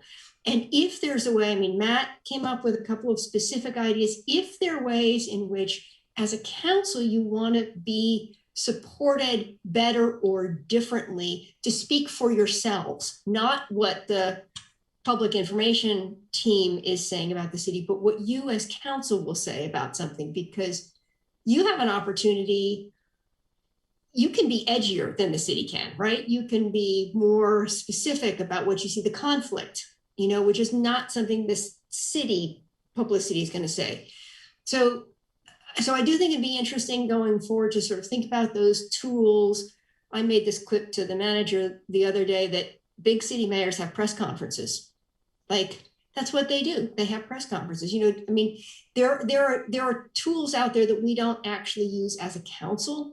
We just kind of, it's very ad hoc for councilors, and there's a structure for the city. And so I do sort of plant that seed that there might be another way of telling the story. There might be tools that we're actually not using or asking the city to support us in doing. So those are my thoughts.